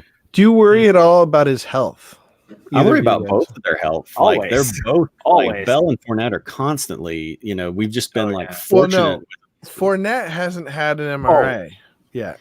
No, but every other year. MRI, sure. Yeah. Last Even year, dating back to LSU, dating back to LSU.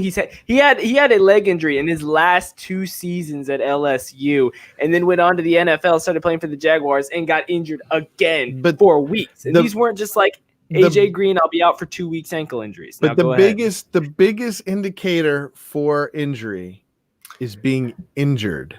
Yeah, and Bell is injured. You didn't have any Fournette last year, did you? No, because you would have been permanently burned by that, because he played. I had him the year before. I had him his rookie year, and I got burned then. Where he missed 2 games. But anyone who I don't have to explain this to anyone who had Leonard Fournette last year, because he played in 8 games, and about 5 of those maybe he played the whole game. There were like 3 of them where he technically played in the game, but he left immediately with a hamstring injury, and then he would come back later, and then 3 games later, and then leave immediately again with a hamstring injury. So he just destroyed seasons. He's like, it's like the Galactus, the devourer of worlds. It's like Leonard Fournette is like running back destroyer of seasons. He was wrecking your seasons. So that's why I have a lot more shares of him this year, because I knew people would be burnt by him last year. And guys eventually just have to stay healthy sometime for a season, but still, between him and Fournette, I think it's pretty close. Neither of them are in the best offense. It's sort of serviceable. They're both injury prone. To me, it just comes down like, what's the tiebreaker? And for me, it's schedule. And what you're saying isn't like that Fournette has the better one. You're saying if you're already set for the playoffs, go with. And Claudio did say he's definitely making the playoffs. So go with Fournette. Okay, then in that case, I probably would, because Fournette gets Oakland in the semis, and then he gets Tampa. Or I'm sorry, not Tampa, Atlanta. Which now suddenly Atlanta's good, but Fournette. But Bell gets the Ravens in Week 15, and the Ravens have been pretty tough against the run. And that's that bad Jets offensive line. That's actually a question we could go to. But I would try to trade if you could get somebody else for Bell. I don't know about Fournette. Anyway, Raphael. Speaking of Raphael Merker, we're just gonna skip other people's questions, Sir Judahbuddha, so we can talk about the Bears. Skip it around. Just ditch the people. Been waiting for 20 minutes. Raphael Merker, Chicago or Ravens D this week? Obviously, Baltimore, man. Chicago were just overblown at the beginning of the year, and you know what? It's weird. They lose one guy, Long or so. Who they lose? Kyle Long is on our offensive line. Oh, who'd they lose on the defense? We lost Andy Trevathan, and Nick Kwiatkowski came in and is playing great. Well, it hasn't been great enough. It seemed like. Don't get I'm me just started. saying for fantasy. Okay, for fantasy, sure. I'm not sure you want to play. All right, I wouldn't. But for fantasy, Ravens are coming on, man. They are really. They didn't lose somebody. They gained Mr. Peters' son. One of those. Marcus Peters. I think this is trickier than it looks. I feel like this could be a game for Baltimore like it was last week for Pittsburgh, where Pittsburgh's defense had been great, and they're going into Cleveland, and Cleveland's turnover prone, and Baker Mayfield's sack prone, and then Pittsburgh puts up 1 point.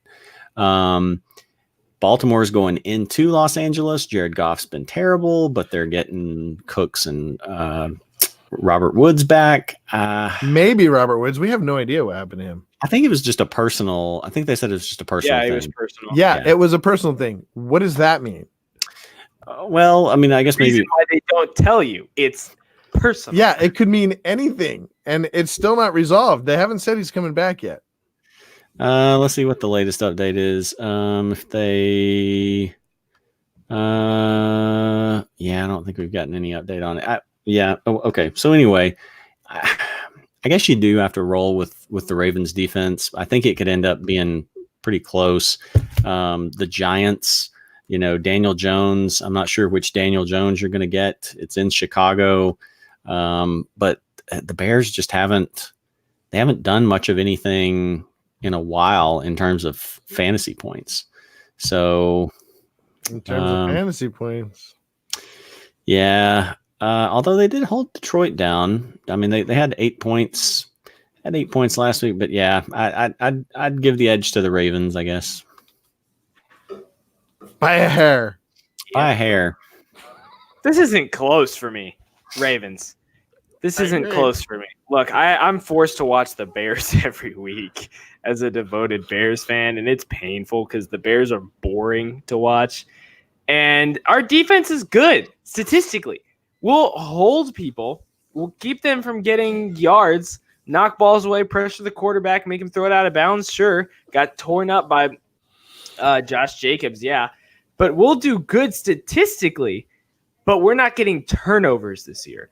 Last year, the Bears were absolutely incredible because they were getting sacks, fumbles, picks. Khalil Mack, defensive MVP worthy, were going insane, just making people lose the ball everywhere. But this year, they haven't done that. They've just been good statistically. And for me, the Ravens have just been incredible fantasy-wise. And it's easy for me. It's easy. Go Ravens. Chicago's going to have a solid defensive game. Yeah. But they're not going to get you a bunch of fantasy points. So what about this, though? So I think they're gonna be benching old Mitch Trubisky. Well, he has a Rick hip. I like how in your world, as quarterbacks get worse, they develop a strong Southern accent. I don't know why. I'm sorry. It's just my go-to accent. I come from the South. I like a little twang in there. So they sit him. They bring in Daniels. What if Daniels does a better? I mean, he did a better job when he came in before. What if they have like a lot of the problem that the Bears defense? I'll admit, a lot of the problem they have is they're doing their best, but they're out there for so much. The offense just can't get it done. What if the offense gets it done, and the defense gets it done? Bada bing, bada boom. You got a nice little fantasy day. I definitely like it better if that does happen for my couple of Allen Robinson shares that I have. That would be pretty nice. I played against him. I played against him and Rivers. A lot of him and Rivers I did pretty good last week. Well, another thing for that trade that I was talking about earlier is like I played that guy this week and I won by like 2.5 points. And part of the reason that I won was not because Le'Veon Bell had such a blow up game, but like he played Juju against me. He played Sony Michel against me, which who had traded to him in a different trade. And so like there are guys that I will like trade to people, like please play them against me, you know. Okay, let's get in response to Allen Robinson, yes, in the Bears with Chase Daniel. To quote the incredible Jeremy Renner, who played Hawkeye and Ronin in Avengers Endgame. Don't give me hope. Don't give me hope. Don't. Chase Daniels is a good backup. He's good. He's a good, solid backup. He's not going to win you a Super Bowl, but he's good. No, the Bears are a mess. Our offense is a mess. We were great the year before because we were gimmicky. We are not doing anything on offense whatsoever. Even the game when Trubisky had himself a game against Detroit, we didn't even get 10 full yards of offense in the first half. Chase Daniels is going to do fine. Allen Robinson might do fine. But Bears fantasy value isn't going up for me. I'm sorry. And I love the Bears. Y'all know I do. But I have David Montgomery, and it is painful when he explodes once every 4 weeks because our defense got a turnover inside the 10, and then we score. It's painful. All right. Yeah. There's my I just need to get that off my chest. Drizzy Drake 38. Thanks for tuning in. Hope we answered your tight end questions earlier. Claudio Jenkins asked us to rank the top 10 RBs rest of season in the PPR league. Oof. Top 10. All right, I'll give you my rankings. Go ahead. The floor is yours. The screen is yours. All right. Obviously, Christian McCaffrey has to be number one. This one's going to be a little bit more controversial. Alvin Kamara. I think like he hasn't lived up to his second rank to this point, but he's been injured. There's been extenuating circumstances. Breeze has been injured.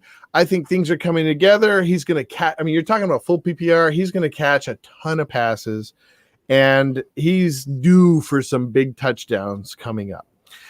Next, I want to say Saquon Barkley, but you know who I have ahead of him?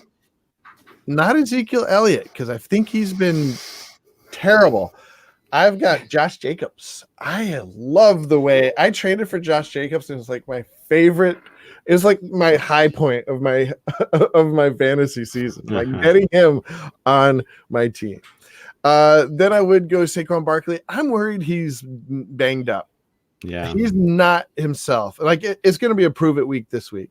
Ezekiel Elliott, like I saw some tape on him that was showing his line was blocking perfectly, and he just wasn't getting the speed. He wasn't getting the acceleration through the hole, the burst through the hole.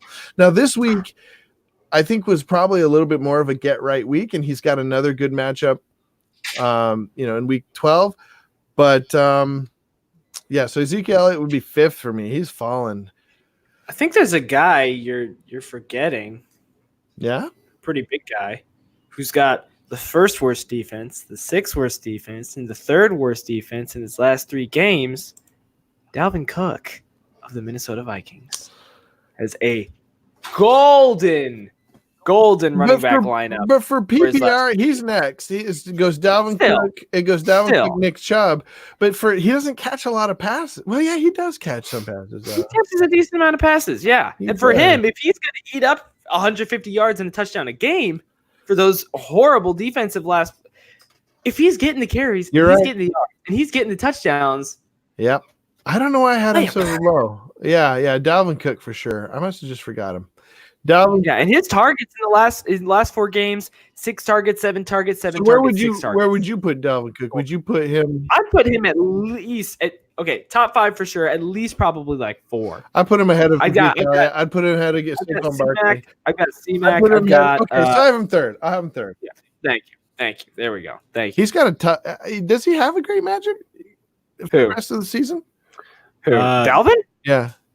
Dalvin's got beautiful, man. He's got Seattle, but then he's got Detroit. Okay. He's got the Chargers, and then he has Green Bay. Okay. Yeah, that's good. Maybe I'll put him. Maybe I'll put him 2nd. Maybe he should be 2nd. He's 2 for me. Yeah. I mean, just based on what he's done and just the season, the schedule, the rest of the way. Who are your top 5? You guys? Yeah, top 5 is easier for me to rank than like once we start getting into like 7, 8, 9. Like, I really have to look at the schedules. Like at this point, it's just hard to like. I'm not even really looking at all that. I mean, I know Christian McCaffrey's schedule because I've got him in a few leagues. But I think it would be dumb for me to even like try to analyze it that much. I mean, he's just been pretty much matchup proof to this point. He's number 1. Dalvin Cook's number 2. After that, it starts getting a little bit trickier. Saquon's got a pretty easy schedule, especially the playoffs. Like he was a guy that I was trying to trade for late in the season because his playoff schedule is Miami and Washington. But like you said, he's kind of banged up. I don't know. Like his game, even after he's come back, it just hasn't been quite right. So 3 for me. 3 for me. I'm inclined to go Aaron Jones. What? There you go. No. I mean, it might be. He may blow up and then have a couple of quiet games, but his schedule's not terribly intimidating. I mean, San Francisco, he's got San Francisco up next, but people have been running on San Francisco lately. So, Kamara, I think you have to throw Kamara in there because he's Alvin Kamara. Hopefully he's kind of gotten right. Oh my gosh, this is pretty tough. Zeke's got the Patriots this week. I do like your pick of Jacobs. Chubb has a pretty easy schedule, but it's kind of tough to forecast with Kareem Hunt now being in there. Chubb's been like hovering around. Got a couple 15-ish weeks. Yeah, he's been having some 10-point weeks. 10 points. But he's getting the difference between Chubb and Aaron Jones is so both of them are sharing, but the difference is like Aaron Jones still gets targets. Aaron Jones gets targets. That I think that's really good. But Aaron Jones doesn't get as many carries. Like Jamal Williams steals a lot of carries. True, but guess who gets the goal line carries? Guess who gets 4 touchdowns a game? Jamal gets a lot of the goal line. When Jones is making his touchdowns, it's from like 30 yards away, which is good for fantasy, but it's also like hard to predict. Yeah, he is a little bit unpredictable. He's not getting. It is sort of a weird thing because he's going to be a little more volatile too. He had 3.4 points against the Chargers. He had 6 points against the Lions in week 6, but he's having so many. The Packers offense has changed, and they're really going more to the running backs. Like his blow up games are really like putting him over the top. I mean, since week 5, he's had a 45.7 game, a 38.1 game, a 27.3 game, a 16.3 game. So like, just kind of like that. See, he's almost kind of like he's the Cooper Kupp of running backs. He's blowing up for these massive points, or he's only giving you a few. But I just feel like, I mean, just looking at, what he's got the rest of the way, he's got Chicago in the first round of the playoffs. If your playoffs are week 15. So that's just pretty attractive. I guess for 5, it's hard for me to not throw Zeke in there. I mean, he's just so typically so consistent. So for me, I think it's McCaffrey, Cook, Jones, Zeke, and Kamara. I think all those guys are add Le'Veon Bell. They're in my top 10. Add Chris Carson. Yeah, I mean, just to round out the others. I'd just say, Chubb, Carson, Bell, maybe Ingram. Maybe like at 10-ish. 10. Yeah, he would definitely be, I think, on the fringe for me. Yeah.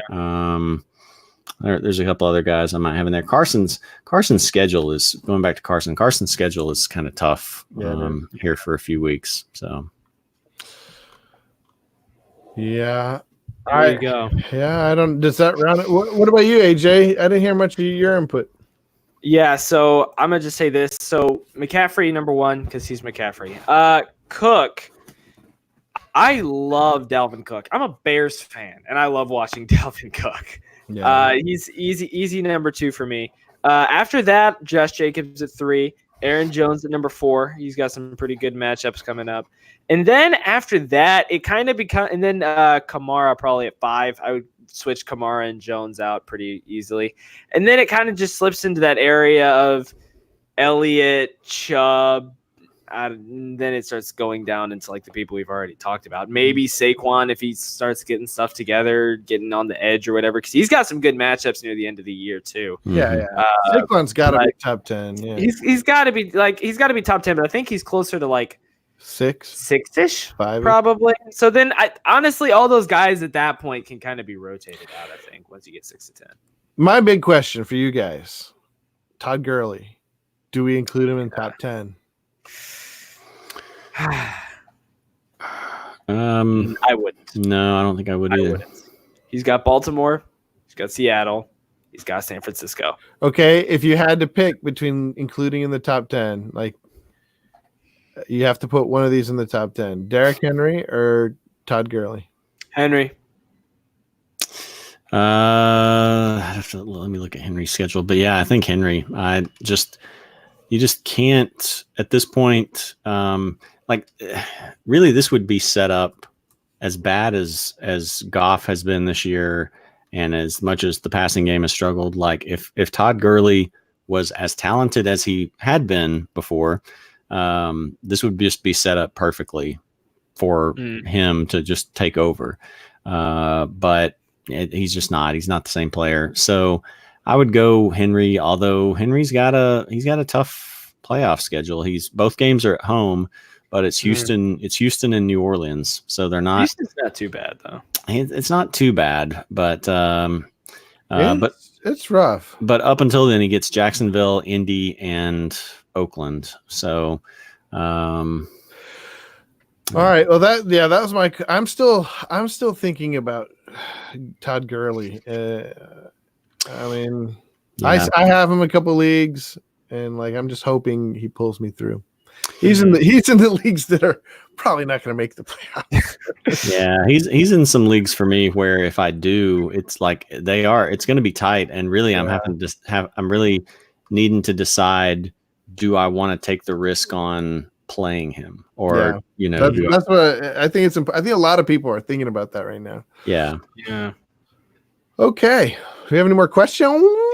Yeah, we got some more questions, but I actually got to roll. So Judahbuddha, I'm gonna have to turn it over to you. Oh man, I gotta go tonight. Yeah. Okay. So we're gonna wrap things up anyways. Yeah, y'all can go ahead because I know we got some more questions left. So I'm gonna just say this. This is gonna be my thing to end for the night. I'd like to give a thank you this week. I had a must-win game against the first place team in one of my leagues, and I need to give a big thank you to DJ Chark, and then also Harrison Butker, Melvin Gordon. You guys helped me beat the first place team by 0.06. Whoa. Wow. I owe you guys. Thank you guys so much. Y'all are awesome. I needed that. I need that win to keep my spot in the playoffs, and y'all clutched it out for me, man. I don't know who got me that extra yard, but whoever did, it was Butker. It was probably Harrison Butker kicking that one last extra point. Thank you guys so much, and I don't know if we meet in Chicago somewhere 20 years down the road or whatever. I'm getting you a hot dog. I'm getting you a Chicago hot dog. That one's for you. Thank you guys so much. All right, man. Have a good night, buddy. It's gonna finish me off. I'll catch y'all later. Thanks everyone for tuning in. I'll see y'all. See ya. All right. Well, let's wrap things up. Let's see what we haven't seen on the. I don't even know where we are. He just Okay. Trying to look for. Oh, there we go. Judah, what shirt are you wearing? I'm wearing. Do you know who that is, Jared? Oh, sorry, I was clicked off the window. It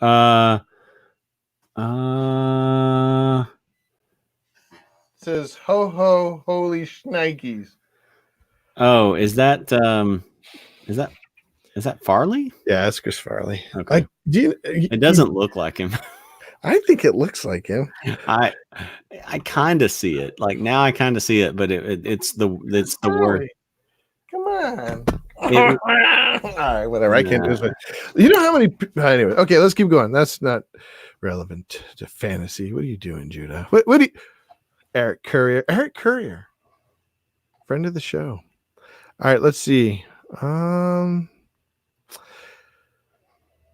Any other RBs I could get for Bell? I really don't know what you mean by that, Claudio. I think he's talking about like who do we think that someone would trade for Bell? I mean, like somebody good. Like who do we recommend you go try to get? I think that's what he means. Yeah, I mean, because I think.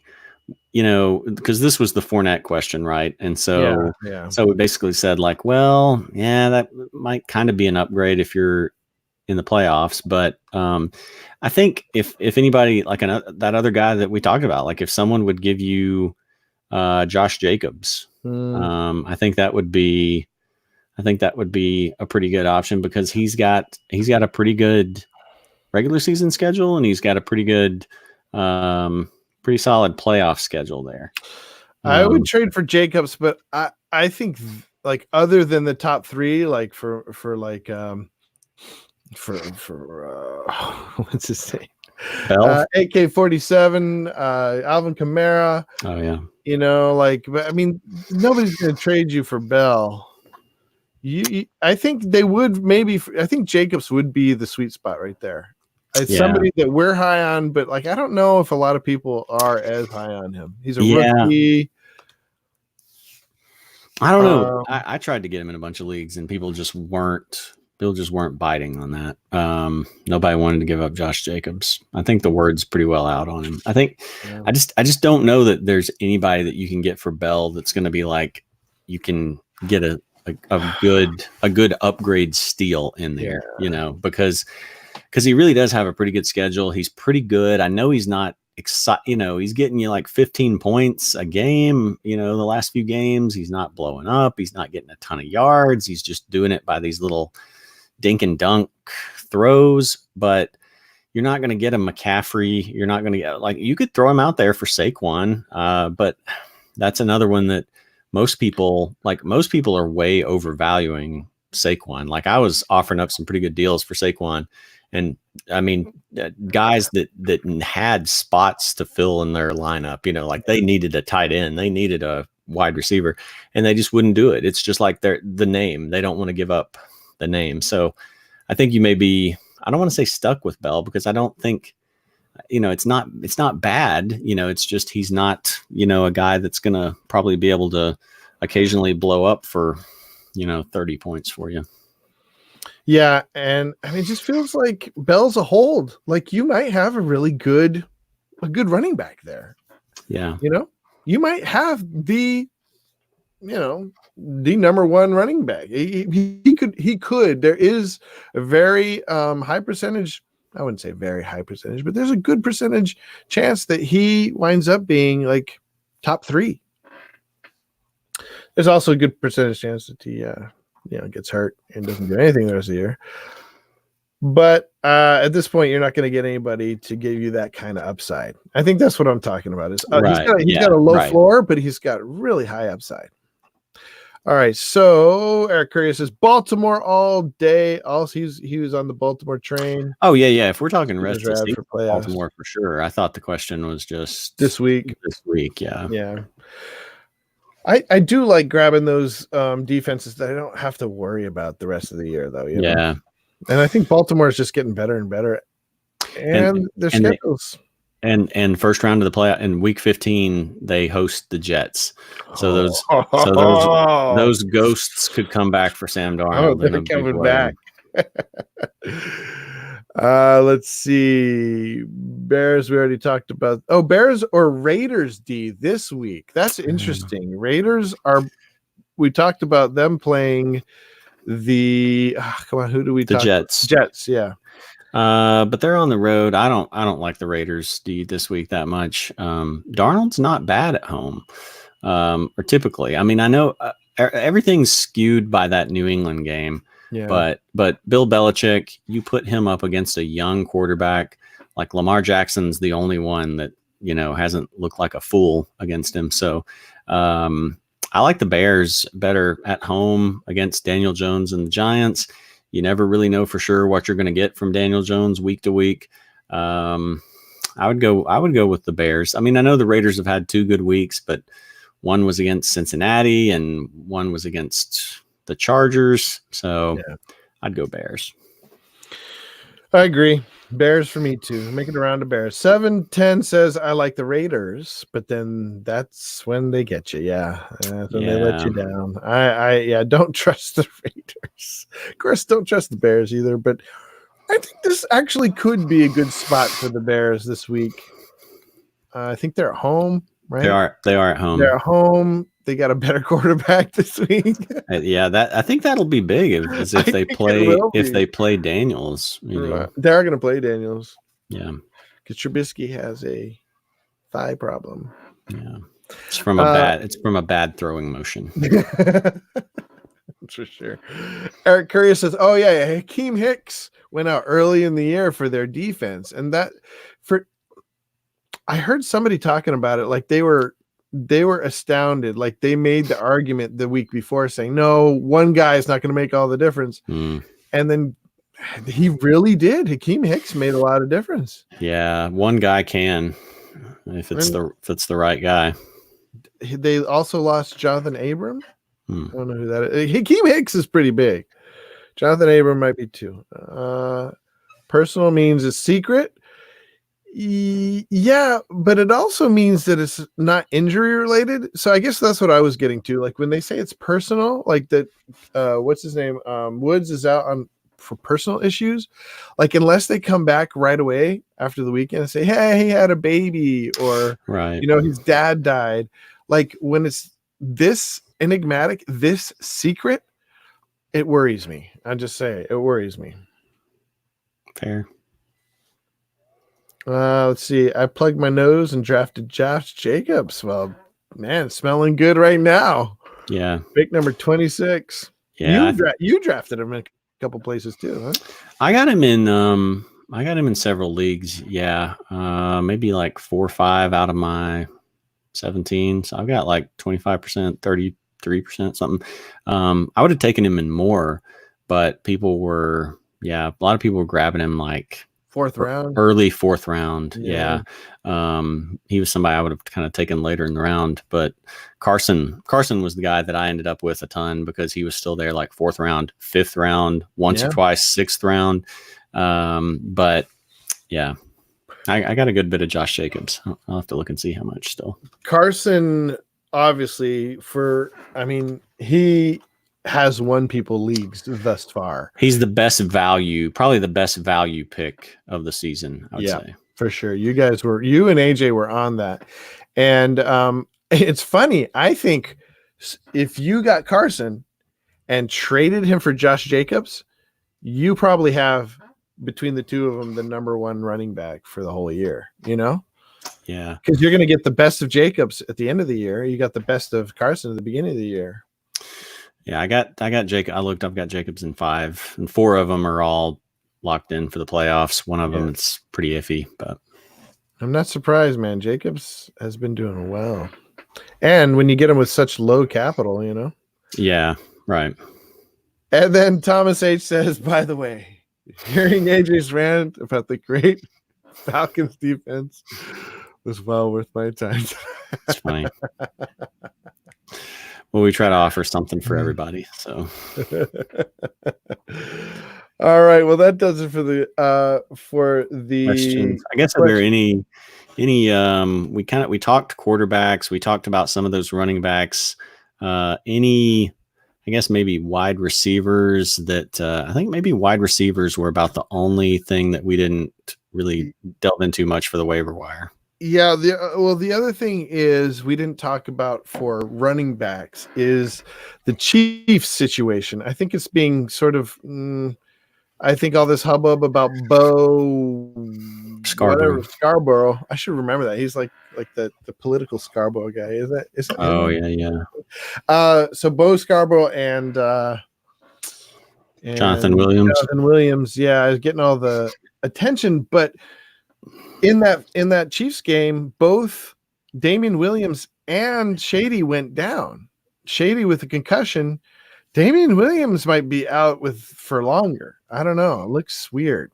I get a bad feeling about that injury. And so that leaves Darrell Williams. Mm-hmm. Yeah. And Darrell Williams could see a good bit of, like, he's had like a touchdown or 60 yards in almost every game where those guys have been out. So yeah, it wouldn't just be like McCoy taking over if Damian Williams was out. Darrell Williams would be a pretty good play. And then the other thing too is we don't know how long Tyreek's going to be out. Like suddenly Mecole Hardman could be play again. So Mecole Hardman and the other guy Robinson, yeah. Mm-hmm. There was another wide receiver though that's important to talk about tonight, and I totally blanking on who it is.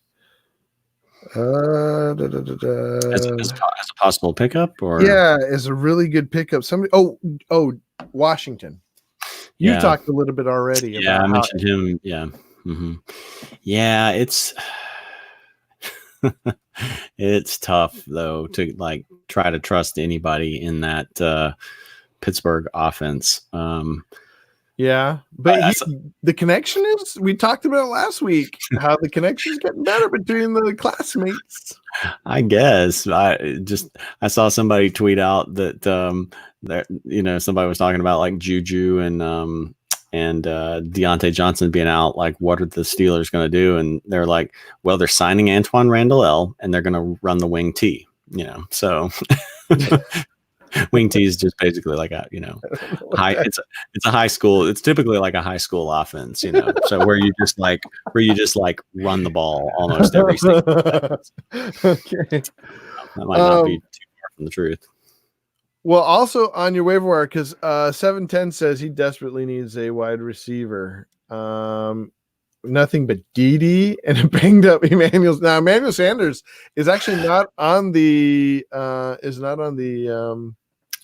injured list. Well, maybe not, but I mean, he left the game. He was hurting. He was early, and that's not going to be something that like just clears up immediately. You're right. Right. I would be really worried that he's gonna, because we talked about that prior to last week's game. We had this question come up about Emmanuel Sanders, and we're like, look, if it's a rib issue, receivers catch the ball and then they are being tackled down face first onto their torso. Yeah. That's probably going to be pretty easy to aggravate, and he did. And then Debo ate again, double-digit targets, 100 yards. Well, so Debo got hurt too, though. Okay. So I don't know if he's out. It doesn't look like. It looks like he's just a little banged up. But I was going to ask you, as far as waiver wires, can you rank these guys? Oh. Washington, Cobb, Bourne, and Patrick with Denver. Oh my gosh. Because that's the waiver wire. I mean, that's a good part of the way. Let me write it down here. So we got Washington. What's this for? James Washington. James Washington, yeah. So yeah, Patrick came back from IR. Patrick's the guy that's not really getting talked about, and he did get 8 targets. And he had a big catch in that game. Really beautiful. He was on the highlight reel. Tough thing for him. So you're just talking about for this week, right? Or rest of season? I'm just saying this week, just to pick up tonight. Also, Pascal, if you want to throw Pascal. Yeah, well, and that's the thing, is we don't know if T.Y. Hilton's going to play. Do you want to throw Pascal in there, or you want to just keep it to those guys? I don't want to throw him in because I don't know if T.Y. Hilton's going to play. Okay.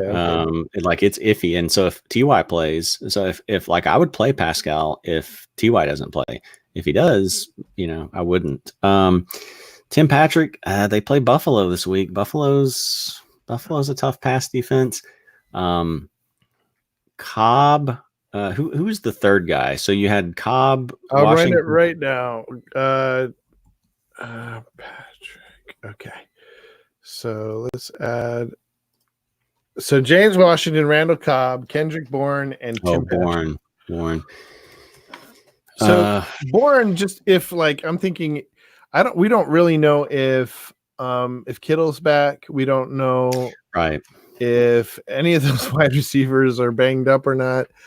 I'm actually going to give a different guy. Okay. All right. As potential, especially with Chase Daniel playing is maybe Taylor Gabriel. Ooh, I did see him, and I passed over him. So Gabriel's had 4 consecutive, like pretty consistent weeks of like 7 points, 8 points, 11 points, 9 points. He had 14 targets against the Rams. The Giants give up the second most pass yards, the second most fantasy points to wide receivers. He's the guy after Allen Robinson, but normally it doesn't really matter who's first or second because it's Mitch Trubisky throwing to him. So I might even be inclined to go with him. Cam is number 1? Maybe so. I think so because here's the problem. Here's the problem with trying to rank all these other guys. Mainly is with the exception of Cobb, well, and I guess Patrick too, but like with Washington, Bourne, and Pascal, we don't know who's going to play and who's not. So that's the big issue there. And Cobb's against the Patriots. Tim Patrick's against the Bills. Washington's got a pretty good matchup. He does, but again, it's Mason Rudolph throwing to him. So okay, what if I threw Mecole Hardman in the pack? Would he outrank all these right away? Well, they're on bye. Oh, that's right. They're on bye. Yeah. So that doesn't help. Yeah. I think I would be inclined to go Gabriel just because of all the other question marks here. And I mean, Cobb, I would probably go with Cobb if they were playing anybody other than the Patriots. And Patrick's playing the Bills. I honestly, for me, I think it would be between Patrick and Gabriel. Who are the 49ers playing? Because I really like Kendrick Bourne. The Packers. The Packers pass defense has been pretty solid. It's been solid, but it hasn't been lights out. Yeah. I would go Kendrick Bourne first. I'd go Kendrick Bourne, Tim Patrick. I don't like Gabriel. He's barely played. I don't think he's played at all with Daniels, for one, because he's been injured when Daniels was in, and then Daniels was out when he came back. I like James Washington because he's got that connection that seems to be rekindled with his old classmate. I don't know. I think I like Cobb against, like you said, in a better matchup, but I like Kendrick Bourne. He had what? Can you see how many targets he had last week? Because I feel like he's having like half a dozen. So San Francisco, but there are so many like things in play. Okay, so he actually had 8 against Seattle, and then he had 6 last week, but he only caught 4 each for 42 and 31 yards. But what's skewing it is he had a touchdown in each game. In both of them, yeah. In both of them, I would be, unless he's got a little case of the dropsies. I have seen that. All the San Francisco receivers, other than Emmanuel Sanders, have that. I wouldn't. I mean, I guess if Emmanuel and Debo are both out, but I feel like you're going to get touchdown regression from him. If you play him. Looking at Washington more, like looking at his last 3 weeks. Maybe he is the play there. I mean, gosh, it's so hard to trust. I think I actually Tim Patrick. If you're not willing to go with James, I think we can both agree that Tim Patrick is a good play. Yeah, I mean, Buffalo's a tough pass defense, but maybe he's going to be the number 2 guy, though. Right. It's going to skew to Sutton. So yeah, I would be confident saying Tim Patrick. If you're going to pick somebody up off the waiver wire, you need somebody bad. Cobb's already taken. Give a lot up the middle. Is it time to? Oh, this is a different one. Okay. Oh, this is what I was looking for. Also, my waiver is 10. So I mean, yeah, you probably have more luck with wide receivers getting who you want. Shoot for Tim. What's his name? Tim Patrick, or you like Gabriel. I do kind of like Gabriel. I mean, he has a lot of he's got that like almost like a Djax type, like speed and beating the DBs. Yeah, Giants are bad against the pass, and maybe those Chicago receivers, if like when they see Chase Daniel in there, it's going to be like little baby birds that just open their mouths. Like they see mama bird that's come with a worm. Feed me. Oh man. All right. So yeah, he did say, is it time to drop? So Alex Recio, thank you for joining us, Alex. Is it time to drop? I dropped AJ Green 2 weeks ago. I am not going to mess with that anymore. If you want to keep messing with it, mess with it. Connolly actually was targeted more than I thought he was going to be with Nick. Yeah, it was like week one. And if you look at like what happened with Foles in week one, it's like he targeted Conley and Chark more than he did Westbrook, despite that, preseason magic or whatever.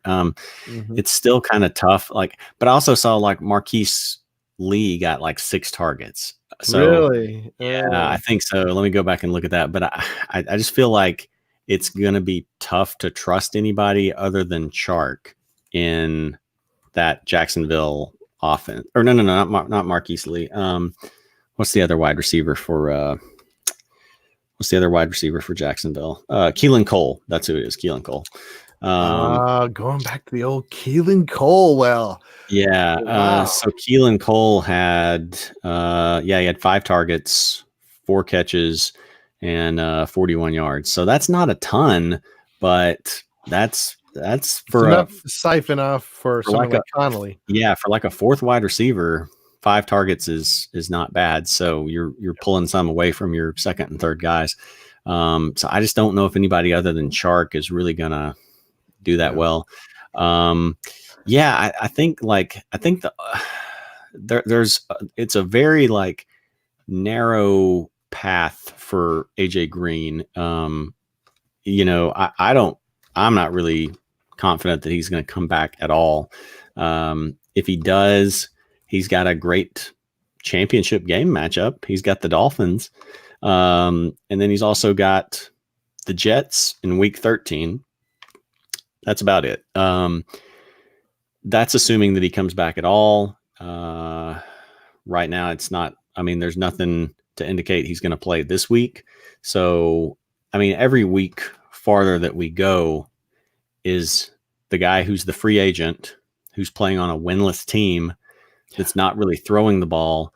Is that guy going to come back and play for history of hurting himself? History of hurting himself. His ankle has swelled up just by trying to practice on it. Is that guy going to come back and play 3 or 4 games? So unless you just desperately need a win in week 13 and want to throw a Hail Mary on keeping him, but then really you're still just as well off to like probably pick up Hardman because Hill may not be back by then. So there's probably not any real justification for keeping AJ Green, even though it's a little bit painful to drop him when he could possibly come back. I would drop him to pick up Hardman in a lightning second because AJ's not going to play this week. Hardman's not going to play this week. I mean, you might even look at Cobb. Cobb's got, I think he has at least 2 good. He's got a tough schedule. It's no joke, the Cowboys schedule. But you look at games like when they, like week 15, they've got the Rams. So playoffs, they've got the Rams. Jalen Ramsey is going to be all over Amari Cooper. So that may just lend itself to a lot of Gallup and Cobb. Yep. Okay, we got to rush through these. I got to get to bed. Me too. Pats have a lot in the middle. Gilmore will shadow Cooper. Okay, so going back to there's an argument there for Cobb. It's just, I don't know. It's just tough for me to see them giving up a ton. Period in Foxborough. Foxborough is a tough place to play. I think of all those choices though, Cobb would be good for like a touchdown this week. Maybe. Cobb is taken for 710. Should have grabbed him last week. Yeah. Should have, would have, could have for all of us, man. Connolly has 6 catches every time Foles plays under center. Every time. Well, but it's a small sample size. Minuscule, we'll say. But yeah. 14 targets. Catch my eye for T. Gabriel. Trubisky going down with a hip injury. A good thing. Not for Mitch Trubisky, but for everyone else. Yes. Sorry, Mitch. Get well soon. And I don't mean your hip. Take your time, get well, but take your time. Make sure you're ready to come back. Get well as far as become a better quarterback. All right. Well, do you have any final thoughts before we go? Anything about the waiver wire you want to bring up? Any person? I think if again going back to running back, if you're desperate at running back and Connor and Snell are out, I think you can roll the dice on Edmonds for Pittsburgh, because Jalen Samuels is not an every down back. Edmonds had a pretty solid game when he was splitting with Samuels before. Good call. Cincinnati is, let's see, are they the worst run defense? I'm sorry, they're the 5th worst run defense. But when they played Indy, he had 12 carries for 73 yards. I think, honestly, I would rather play Trey Edmonds and gamble on him than any Colts running back this week, because I don't know who's going to get. That's a 3-way split if Wilkins plays, and it's a tougher run defense. It's going to be a 2-way split, assuming Connor and Snell are out, between Samuels and Edmonds, and it's one of the worst run defenses. I would rather play him over the Colts running back. And last one I'll say is I think I've got to go drop Greg the leg, and so just I who are you going to pick up for him? Because I've got a lot of Gonzalez I got to drop this week. I think either this guy's probably taken in most of your leagues is the Tampa kicker Matt Gay. I think the other one though is going back to the Falcons again, is Younghoe Koo. He's had, I want to say 14 and 11. I think I was looking at this earlier in the last 2 games. So yeah, he had 15 and 11, 15 against New Orleans and 11 against Carolina. So double digit points. Falcons are playing better, so I think he's a pretty good option. I think another one that you might see on your waiver wire is Jason Myers. He's the one I'm going to be aiming for. I like him because Seattle's playing the Birds, and say what you will about Philadelphia, but they've got a really good run defense. They're going to stop them, more times than not, where they're just going to kick a field goal. So, which is too bad, because I need some Chris Carson in a league or two, and I'm sure he'll get a touchdown or so. Oh, real quick, Ryan says, "Hola, dude! Thanks for joining in. I hope you can go back and see some of our stuff." Speaking of which, RAG Evolution, we talked a little bit about this. Go back, we talked about more in depth, but I think I came down on playing guys for the upside. Yeah, but both of them are going to be kind of both are risky, but yeah. Yeah, it's the Lions. If not for the fact that it was the Lions, I would say don't play either one, but I think you can gamble with guys on them. Yeah.